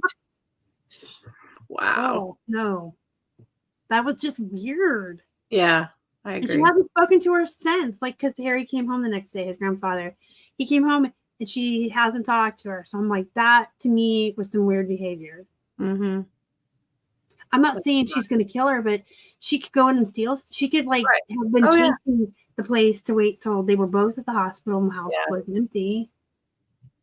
Flashing to nope. No. And she was like, oh, you guys don't have to come back. But I'm like, we are coming right now. In fact, keep your finger on the life alert. Right. You're not going to bed till you have new locks. No. But is that a little paranoid? Because I watched too much true crime? I don't know. But it's good. But I'm not worried that anybody involved in the story will be watching because they're like 80. They're right. YouTube. Okay, so we're going to ask you a couple more questions and then we're going to let you go. Okay, cool. How do you feel about offers? Everything is best offer on my store. everything, every single thing. And then I get mad sometimes because they disappear every now and then. Delisting and relisting. Occasionally they disappear. And then I go and I add them back. But what I don't like are people who are like, oh, you have this listed for $35. And they send me a $5 Poshmark offer. Like, do you really think I'm going to take that? Like, 34, counter 34. Well, I countered above on this last one. Cause I mean, there was like I had it for 35 and they did like some ridiculously low price. And I came back at 30 and then I don't remember. And I said, I cannot go any lower than this. You know, it's currently so much per anyway. And they came back with $1 more. And I went back up to the full listing price. And I'm like, no, no. So I like offers. I just don't like dumb offers. I don't like the mentality of because I'm buying more than one thing, I should get 75 to 80% off. Yeah, true. Yes. If you do a bundle, I'm going to give you a deal. Sure. Yeah. But we had someone bundle. It was weird. It was a different person from Macari, but the same day this morning that we sent the 3 remotes out, we got this person on Poshmark that put 11 remotes, 11 in a bundle. I sent them a decent offer, like 30% off. Yeah. $4.99 shipping. They offered me half of what my 30% offer was. Yeah. I'm like, just because you're buying 11 remotes doesn't mean you're going to get them right below what they're worth. Like, you can get a deal, but I feel like a lot of buyers have that mentality where, oh, I'm buying so many, I should get it for free. Right. Yeah. Yeah, this is a good point too. Always change your locks when you move. Keith's grandparents have lived there. It was his great grandfather. Like, it's been in his family. This house has been in his family. Probably 4 generations back. Wow. It's all paid for and everything. So, you know, I think she just forgot this lady had a key when they had their falling out. Don't give keys to people unless you really trust them too. Right. Family members, good friends. And if you have a fight with a friend, get your keys back. Or change the locks. It's not a bad idea to change the locks. We don't give keys out anymore. I mean, yes, we do give some keys out, but my husband is a tech person, so he gives people temporary codes to the digital keypads. So when someone comes and takes care of our dog for us when we're out of town, he gives her own code and it expires. Yeah. So even though we can trust her, I don't know, you never know what's going on in people's lives, right? So let's say she's done dog sitting for us and 6 months down the line, some situation comes up and she feels like, oh, maybe I can go to their house and steal their whatever. Her code's expired, doesn't work anymore. So right. Maybe she saw your goodies when she was in there dog sitting. I mean, and you know, I like to think people are trustworthy, but you never know what situation they're going to be in. We've had family members get themselves in situations too, where, you know, they're desperate for money. They're desperate. So, and you never know. There's a show called Fear Thy Neighbor, and it's like literally about, oh, they lived next to each other for 10 generations and everybody was friends for 100 years until they weren't. Until they weren't, right? Until they weren't. And they all started killing each other. The temporary codes work really well just because, like I said, if you have a house sitter or someone who's, you know, or if you're, you know, all that kind of stuff. So, yeah. If you don't have codes, you know, and you're afraid you're going to lose your keys like me, I put my keys in my trunk. I mean, I do some weird stuff. I put them in the fridge. I found my keys in the freezer the other day. We give like a spare key to his grandparents, but yeah, you know, my parents have a key to our house, and so does my daughter who lives up the street. So everybody, I mean, there are people with keys, but this has turned into a safety show. It's Let's cool. talk about safety. It's important though, because as resellers, our addresses are out there, and as content creators, you're putting your face and your life out there every day, and people are crazy. Yes. They were always so nice. Yes, that's exactly what Keith told his grandma. He said, she's like, oh, Joan won't do anything. She's my friend. And he's like, that's what they always say. She was so quiet. She was my friend. She was so nice. Until she steals your stuff. I know. Until she steals your stuff. Okay, so offers we talked about. Do you think that you have a trick to keeping yourself motivated? Yes, because I use social media, because if I say it on there, I have to do it. Now, if I was to get horribly sick, Accountability, exactly. So I've done notes, I've done goals, I've done journals. I'll let myself down, no problem. I'll be like, whatever. But if I've told you guys that I'm going to do something, I will 99% of the time do it, because unless I broke my leg tomorrow, I'm going to do 5 listings a day for March because I put it out there. So I have to come up. If I don't do the goals and I just kind of do the seat of my pants, then yeah, I'll be less motivated. So that's a good point. That's what I use social media for, is I throw it out there, and I've told people what my goals are. Have there been sometimes I haven't met my goals? Yes, for whatever reason. I'm like, oh, I set this goal and it didn't happen. But most of the time I'm meeting them because I'm putting them out there. That's a very good point. I think I've talked about that on this channel too before, when we're doing the bullet journals every year. It's just like if you plan on trying to lose weight, be healthier, eat healthier, exercise, or quit smoking or something like that. If you just tell yourself, it's very easy to go eat a bag of chips and no one knows. It's very easy to keep smoking because no one knows.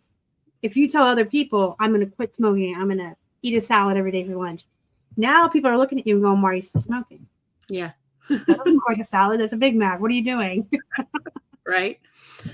But yeah, tell other people. Absolutely. But I don't know. I just kind of, this is for fun for me, and it's a side gig too. And I save the money for our travels. So it's fun to watch the funds grow and be like, ooh, this is how much money we're going to have when we go to Universal. This is what I'm going to have for the Disney trip in 2 years. I don't know. So there is a little bit of, that type of motivation, but yeah, I could easily slip into not doing it as much, but I feel like, oop, I told everybody I'm going to, so I'm going to. So yeah, I can see that in your situation, since this is me and Keith's full-time job. Right. We like to pay our bills. It's nice to have a roof for your head and an AC. My husband builds houses, so that pays our bills, and it's fantastic. So I mean, that pays the bills, but I'm helping our family's income because there's a whole bunch of stuff that he doesn't pay for anymore because I pay for it now. Yeah, that's cool. So, I mean, I'm paying for some of the travel, and I'm paying for, That's cool. When Rachel Strickland was on here, she said when she originally first started reselling, her goal was just to make the grocery money every week. Take that burden off her husband and just pay for the groceries. I mean, every little bit helps. Right. I was raised by a very frugal grandmother. Every little bit helps because it adds up. Like, people don't think that saving 50 cents a day adds up, but it does. Yeah. And if you're a reseller, let's do $1 because I'm not good at math. That's easier for me. But if you're a reseller, you save $1 a day on your shipping by doing something different. Yeah. At the end of the month, you have $30. Yeah. If your cost of goods in your area is around $2, you've just bought 15 more things to sell by saving that $1 a day. If you're averaging a $20 profit, that is $300 extra profit. Yeah. I also save our family money on the budget because I'm fulfilling my shopping needs and then selling the stuff. Yes. So I would used to shop and go to Home Goods or Target or the dollar store and just be like, do. But now I'm fulfilling that kind of dopamine, whatever. By thrifting. And then I'm selling it. Yeah.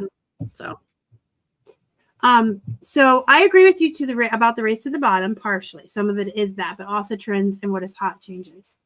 And when things aren't as popular, supply and demand and prices go down. I don't. I disagree with that because, as I said earlier, there's all different kinds of people in the world. So if it's hot and popular right now and it's worth a lot of money, people will pay that for it. Absolutely. I agree with that half. But just because American Eagle artist jeans fall out of fashion doesn't mean everyone that really likes those jeans are going to stop wearing them. Yeah. Does that make sense? I think Lululemon is obviously Lululemon people are saying they're not getting the money for, but that doesn't mean you should sell it for $8. You should still sell it in the normal, reasonable range. Yes. Like, things are going to go down as trends go down, but there's no reason that Scentsy plushies that I used to sell for $60 a year and a half ago are now being listed for $8 and $12. No, Scentsy's not as popular as it used to be, but maybe they should be more like 20 or 30. So I think racing to the bottom is more detrimental than anything else. Because yes, there are trends, but there's so many different kinds of people in the world. There's people that like old granny clothes and vintage clothes and Walmart clothes, and Target, the Massimo brand, has a huge following. So I think it does play into it a little, but it doesn't have to. Like, I think people race to the bottom too quickly. Is that what I'm trying to say? Oh, Scentsie's not popular anymore, so let's take all these $60 plushies and make them $8. Yeah. Well, you probably could have made them 40 or 30 because somebody still doesn't have the frog and really wants the frog, and they'll pay for the frog, right? Right. That's just my take. What's yours? Yeah, I agree. I mean, I do think you can't be stuck and saying this, I don't know, I can't think of something, but these Nikes are $80, $80, $80. And then if you're just looking and you see that they're really selling for 50, you're just going to have to sell them for 50. So you can't die on the $80 hill unless you really want to. And then everybody else's 50s are gone. You could keep them. And then somebody might eventually pay 80. Who knows? Yep. You can't die on the $80 hill, but don't be a turd and price yours at 20 to go first. Right. Exactly. Because like I said earlier, because I feel because I'm a top rated plus seller, I can go slightly above average. I don't typically like to go below average, but I just kind of try to keep myself in the middle. So I think that we were off camera when we talked about that, but if you're top rated seller, you have good reviews, we're 100% positive, knock on wood, I won't be after this weekend to jinx myself. If you have fast shipping, if you offer returns, if you do all of these things that are good practices and make yourself a juicy seller, make yourself look juicy, you can price in good pictures too. Because if somebody has their dress thrown on the bathroom floor and you have yours hung up nice or on a mannequin, I guarantee you can get twice as much as the person with the wrinkly lens bad light. My favorite, I was on Poshmark once and it was a dress thrown over a chair and it said ladies blue dress. I'm like, good luck selling your ladies blue dress. Ladies blue dress. Oh, no, it was blue lady dress. Blue lady dress. It was a lady dress. It was just thrown over the back of a chair. It was a lady dress as opposed to a. I don't know. And so anyway, but I see those sometimes and I'm like, how do you sell that? How does that sell? There's so many people that throw stuff on the floor. I put stuff on the floor like blankets. That's different. You're not throwing your dress on the floor all wrinkled with the toilet in the background and the shower curtain there. And I mean, some things have to go on the floor for me just because of space. But if it looks a lot like carpet, I try to do a background remover. Well, that was going to be my next point. I've had like really jumbo plushies before I've had to put on the floor into like an aerial, but I just removed the background. Yeah. Lady dress, man. I'm going to start using that keyword. It was the weirdest listing. Listen, Kristen, that's the new thing. Lady dress. Yeah. So international shipping, just turn it on. I just did a whole video about this last weekend. I'm going to link it for you because I really feel like it's important information. But I just did this last Saturday, I think, about eBay's international shipping program, why you should be using it, who should be using it, everybody. I shipped some Crocs to Palau. And how easy it is to use. So after we're done here, bookmark that and watch it whenever you have a little bit of free time. Yeah, you can listen. People overseas are shopping. They like American stuff. Mm-hmm. But you're shipping it. It's easier to ship internationally than domestically with eBay's program because there's no returns. Yeah, true. There are, but we don't deal with it. You just have to be careful. You can't be wrong on your weights for international. Now, the new program, maybe it's not as big of a deal, but you really can't be wrong on your weights for international because a pound makes a huge difference.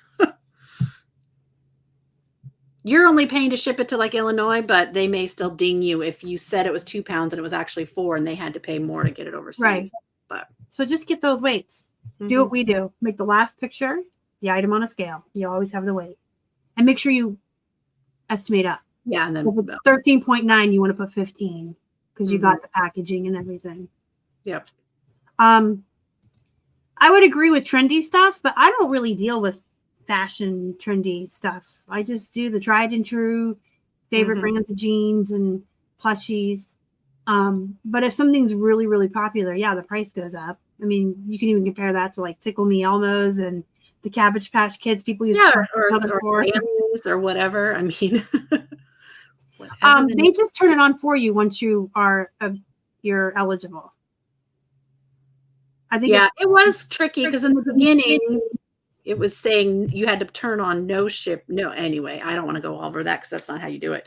But when they first released it, they said you had to say no international shipping, and then it got turned on. I don't know, but yeah, I have international shipping. I think it's harder to opt out of it. But if you, in that video, I did go over their eligibility requirements. Once you hit that, you're like automatically put in, I believe. It's been so long. People ask me how to do things. I'm like, I haven't listed on eBay straight since 2017. I don't know how anymore. I do LP, but yeah. Or like my sales, we do like 20% off sales and 25 different ones. I've been copying my sales. Oh yeah. Since 2017. I haven't created a new sale in so many years. Like, if you ask me, how do you sit down and do this? I'm like, I just push copy. Yeah. See, and that's again where I'm different. I go, what do I feel like this week? Oh, St. Patrick's Day is coming up. Let's do 17% off because that's my all over the place brain, my fly by the seat of my pants brain. So I'll probably just sit down in a few days and go, what sounds fun? I'm going to pick all toys and do 40% off. I mean, sometimes I just pull these things out of thin air and decide I'm going to do a random sale like that. So we run 20% off 24/7. Monday through Friday. Yeah. And our items are priced. So if I want $20 for jeans, I list them for $24.99. Run the 20% off, they're $19.99. And then weekends, we actually run 30% off. So it's an actual sale. And then I have a clearance section for older items for 50% off. I have at least a 20% buffer in almost all my prices. So yes, you need that because you're going to do offers. You're going to run sales. Everything. Are you attending the eBay seller event next week? I don't pay attention to those. I don't know. Probably not. It's Thursday. Hold on, let me call on Thursday. I just have to make a cake on Thursday. That's it. It's Thursday from 2 to 4 p.m. Eastern Standard Time. And you should have your link to sign up in your eBay messages. Is it Tuesday? Thursday? Thursday? Maybe. I don't know. I just recently moved all my eBay messages to a folder because I got sick of them telling me my item's been listed, my item's been listed, my item's been listed. Because I know my item's listed because I listed it myself. So I just set up a mailbox that everything eBay related goes to that mailbox, and then I review it every few days. Because I got tired. You can check it. It should be in your email too. Yeah. I will be there, and I have something exciting to tell you guys. Okay. You heard it first here. I'm going to have a networking room for my Mid-Atlantic eBay local meetup group. So you don't have to live in Pittsburgh, but just come say hi to me because it's my first network group for my eBay group I run. And my friend Karen, I did ask her at our meetup last week if she would co-host with me and be on camera with me. She's been on the channel. You guys have seen her. She does jewelry. I'm really excited. Can you tell? I'm like, yay. That'll be fun. So I don't know if she's going to come on camera with me, but I will be in the room. You can come over and say hello. And 803 Trends, ma'am. Come say hi, because if you ever come out near the Pittsburgh area, you can come to one of our meetups. Fun.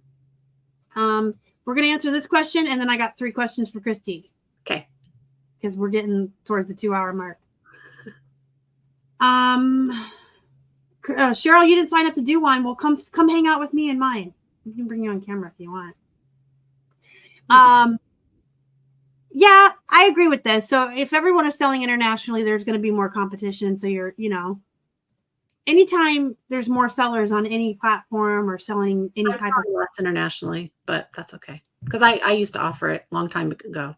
So I mean, anytime you're going to have competition. I like it. We sell a lot of our Disney stuff internationally. I think they like Disney. All right, you watch my live shows, so you know what's coming, right? I think so. Do I have to? How do you feel about resellers being called? Oh yeah, Evie and scammy, and we're stealing from the poor, and you're. I think that was just a weird trend that happened with all the TikTok video, the thrifting videos. People just kind of picked up on that, and they didn't really think about what they were saying. But no, there's enough for everybody. I get actual almost anxiety when I go like to the bins or the thrift store. I get anxiety when I go to Target and I look at the stupid dollar spot. I'm like, there's too much crap in this world. Stop making more junk. So there's plenty of it out there for everybody. That's I how agree with feel. that statement. There's a But- lot of these influencers Mhm. and they are so unrelatable. I don't even know how they have followers. They're just constantly grocery haul, Sam's Club haul, shopping, and just overbuying. And they have 50 Stanley cups and 20 million purses and 20 million colors. And they have these huge followings. And I'm like, how are people? You're not learning anything. They make their coffee every morning and they go shopping. That's all they do. Yeah. What are you learning? And it's not even relatable. Like, I want to watch someone cook a meal on a budget. I want to watch someone make a menu plan. I want to watch someone teach me how to source glass or something. I don't know how to do that. Yeah. I just don't understand the mentality, but I think it's because I'm Gen X. I'm getting closer to boomer age and grouchy. And I'm Gen X and I don't understand the instant gratification. Everybody's their own star in a reality TV show on Instagram nowadays. Yeah, well, that's true. But I get overwhelmed on how much stuff there is. And I'm loving the idea that I can go to these places and, keep them out of landfills or, get things in the hands of people who want them. Exactly that. All right. So work-life balance.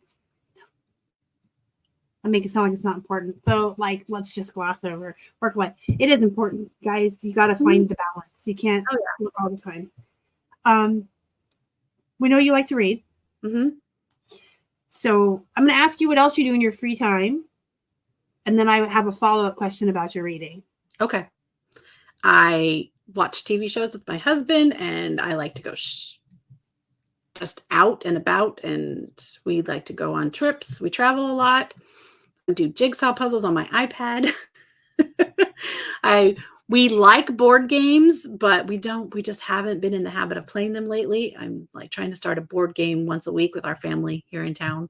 But we really like board games. And we just, I don't know. We're in that.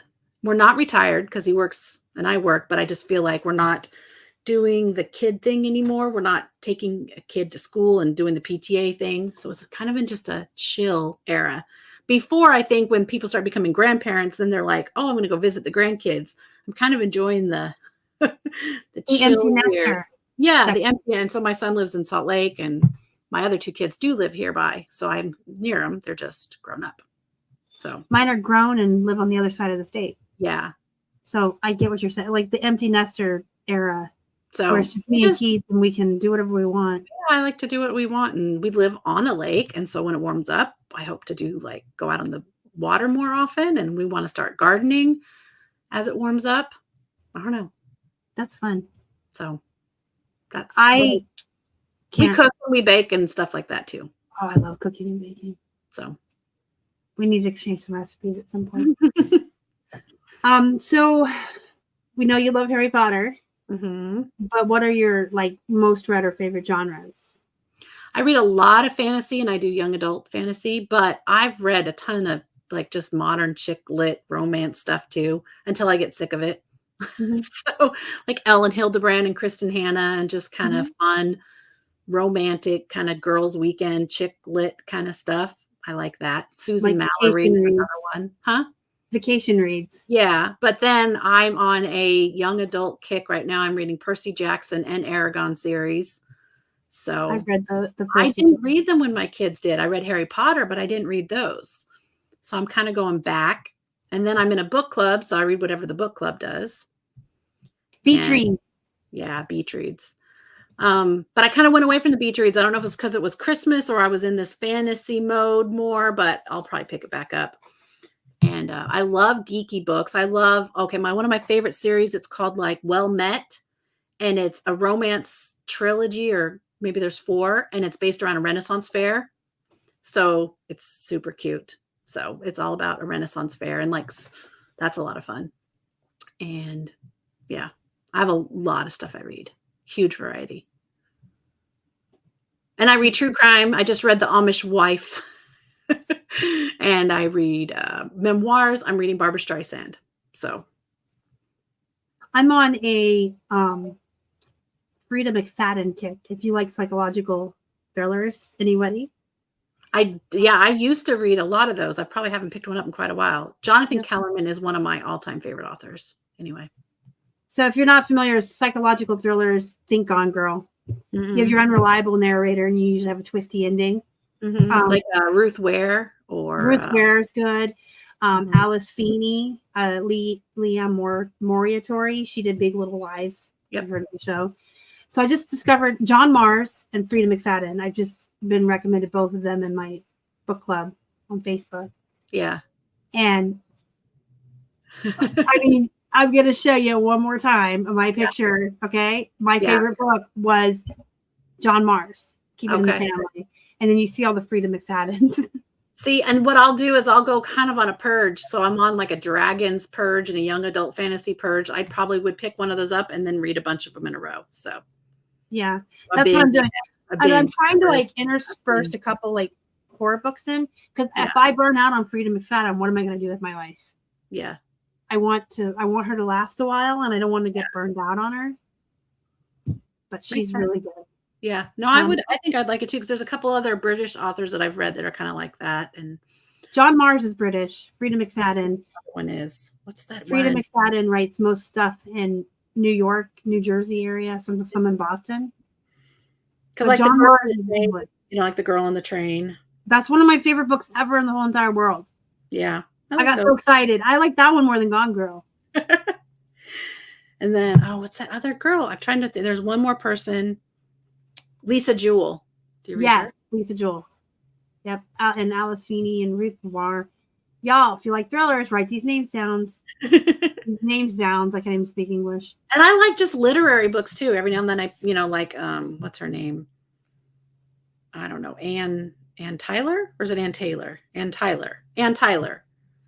There were I just every now and I don't know, I just pick up books and I read them, and I read all sorts of weird books. I have like 3 main genres I stick to.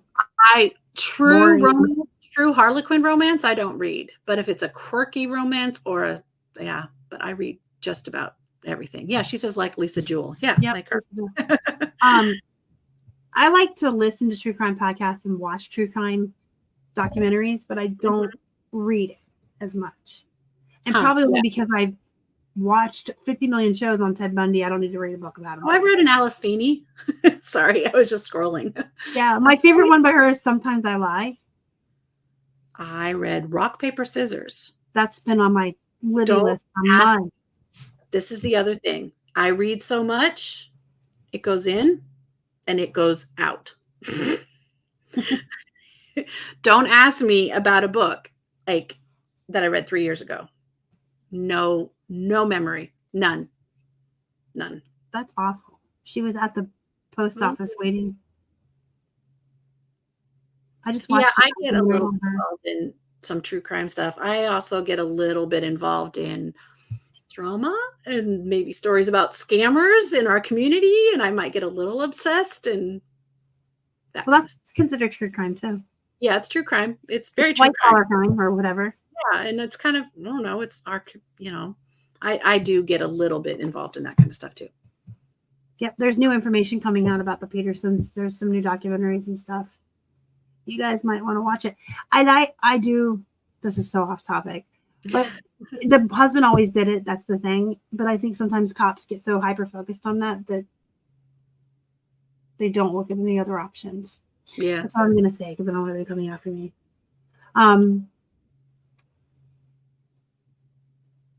What was I going to tell you? Oh, if you get in the mood for thriller, try the Sometimes I Lie by Alice Feeney. Okay. Yeah, because I read one. Obviously, I've read one. I don't remember it. Don't ask me. But like the book starts with, there's 3 things you need to know about me. I'm in a coma. I don't love my husband anymore. And sometimes I lie. Okay. It's a really good opening. Yeah. Yeah, the husband or the boyfriend. You read on Libby? Yeah, I read entirely on my iPad. I sold or donated most of our books. I kept a lot of our children's books because I was just more attached to them. A lot of them went to my daughter's house, and then the rest are in my son's. He has like a studio apartment attached to our house. So half of those books are all down in his place for my future grandchildren. But if it comes to modern or adult fiction, I don't have any physical books. I read everything digitally. And do you just do Libby, or do you do Kindle Unlimited too? No, I don't pay anything. I rarely buy a book. And how many library cards do you have on your Libby? I have 2. I still have my San Antonio until they kick me off. And then I have where I just moved up here to this Northeast Texas area. But when they kick me off San Antonio, I'm going to have to find one more because the Northeast Texas is not as, they don't have as much stuff. Mm-hmm. So when San Antonio realizes I don't live there anymore and they kick me out, I'm going to have to find a larger. They may not. There's some people that, like, I still have my Tampa one. Yeah. I have Tampa and Pittsburgh. I will be sad. I think, I don't know, this Northeast Digital Consortium doesn't have nearly as many books as San Antonio did. So I might have to join Tampa had way less than Pittsburgh. So I'm okay if Tampa Pittsburgh has way more. Pittsburgh has a 21-day checkout. Tampa was only 14 days. Yeah, we have 21. So if Tampa ever finds out and says, bye, girl, I'll be like, you didn't have a selection and I can only have it for 2 weeks. So whatever. Okay. Yep. I'm weirdly cheap. Yes, you can get different library cards on Libby. And you don't even have, there's a couple out there that you can get without living in the area, and I don't know what they are, but I was going to do research. I don't know if they're off the top of my head. They talk about them. I'm in a couple of book clubs on Facebook. I think there's like some New York one you can do, but maybe only if you're a student. I don't know, but just you can Google it. But there's some libraries that they just want people to be reading. Yeah. So they'll give you a card strictly to use for Libby. Yeah. But yeah, you can actually own a home in San Antonio still though, because we rent it to my husband's brother. So maybe I can still keep it. My husband's sister, I mean. Anyway, if you're not familiar with what we're talking about, it's an app that you get on your phone for free. It's called Libby, Libby.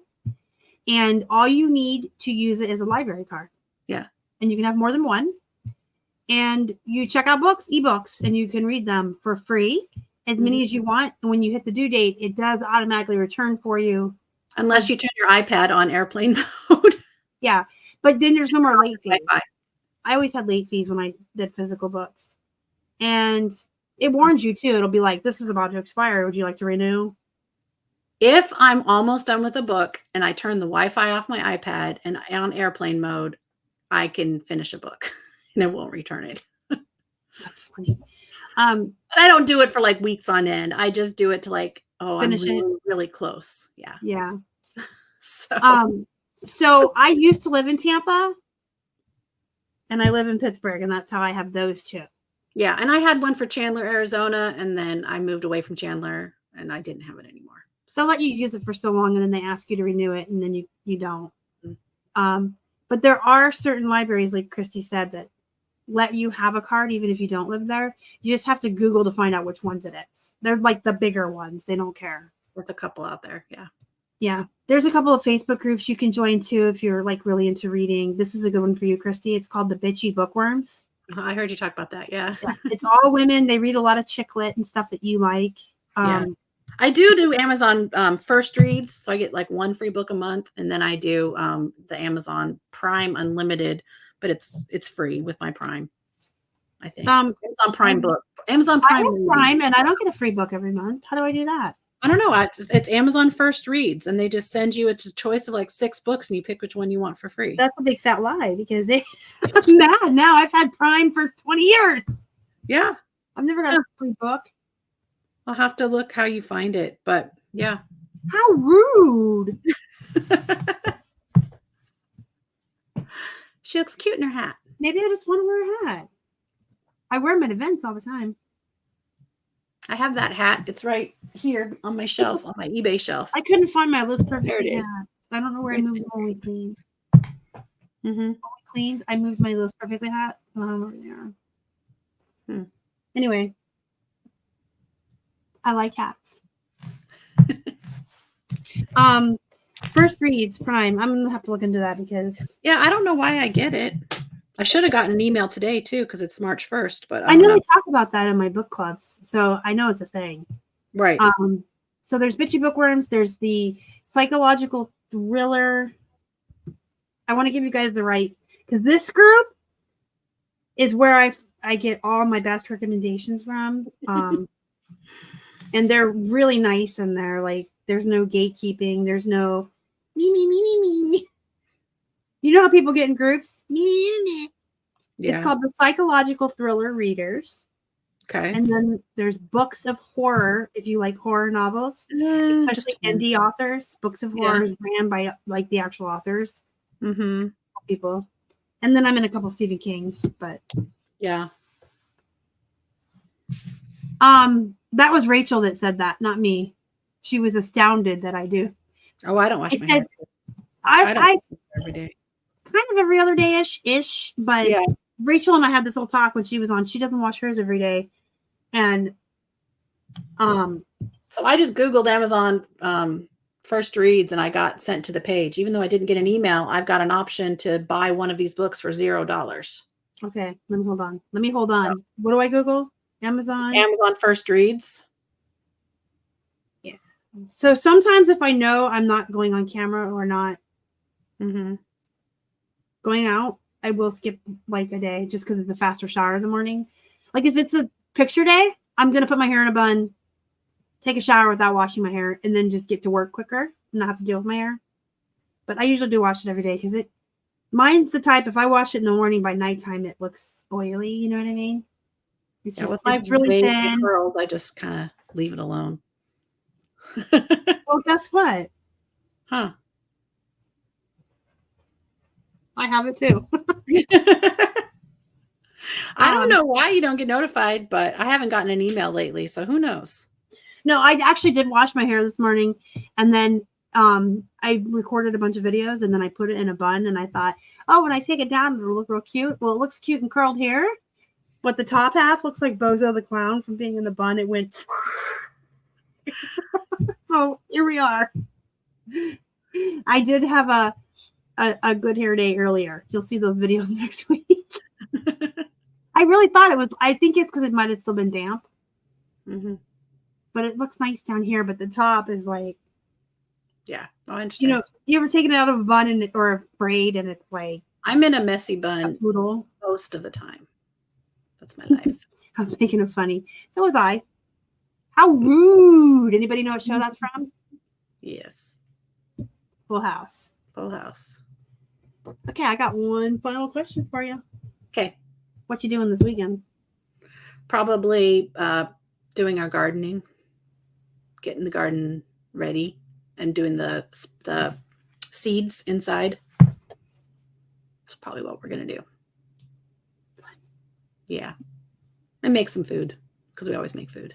Food is fun. I love cooking. In fact, I have leftover. I did a copycat Panera broccoli cheese soup the other day. It's not for the weak of heart, and it's not healthy, and it's fattening, but people are always adding me like, your recipes aren't. Some of them are healthy, and some of them are. I really wanted the Panera soup, and I didn't want to go pay $6 for a bowl. I wanted to pay $6 for ingredients to have a crock pot full. Yep. So that's what I'm eating. All right. We are going to wrap this up. I'm going to thank everybody that's here live. I really appreciate you taking the time to spend with us today. And if you're watching the replay, thank you so much. Don't forget to hit the thumbs up. And in my description box is a link to Christy's Instagram and her link tree. Check her out. She's got YouTube. She's got good content. Follow her on Instagram. Interact with her over there. Join our Facebook group if you haven't. I guess that's everything I want to say. Do you have any last words of wisdom for the people? Nope, not really. I just say at the end of my videos, which I'm not like to have a ton of them, but I just tell people to keep on reselling. I always say, go be productive and go make some money. Yep. Have a great weekend, everybody. Don't forget to take some time off this weekend. Don't work yourself to death. Take some time off for yourself, your friends, your family, and most importantly, your pets. Yay. Bye, guys. Have a good weekend.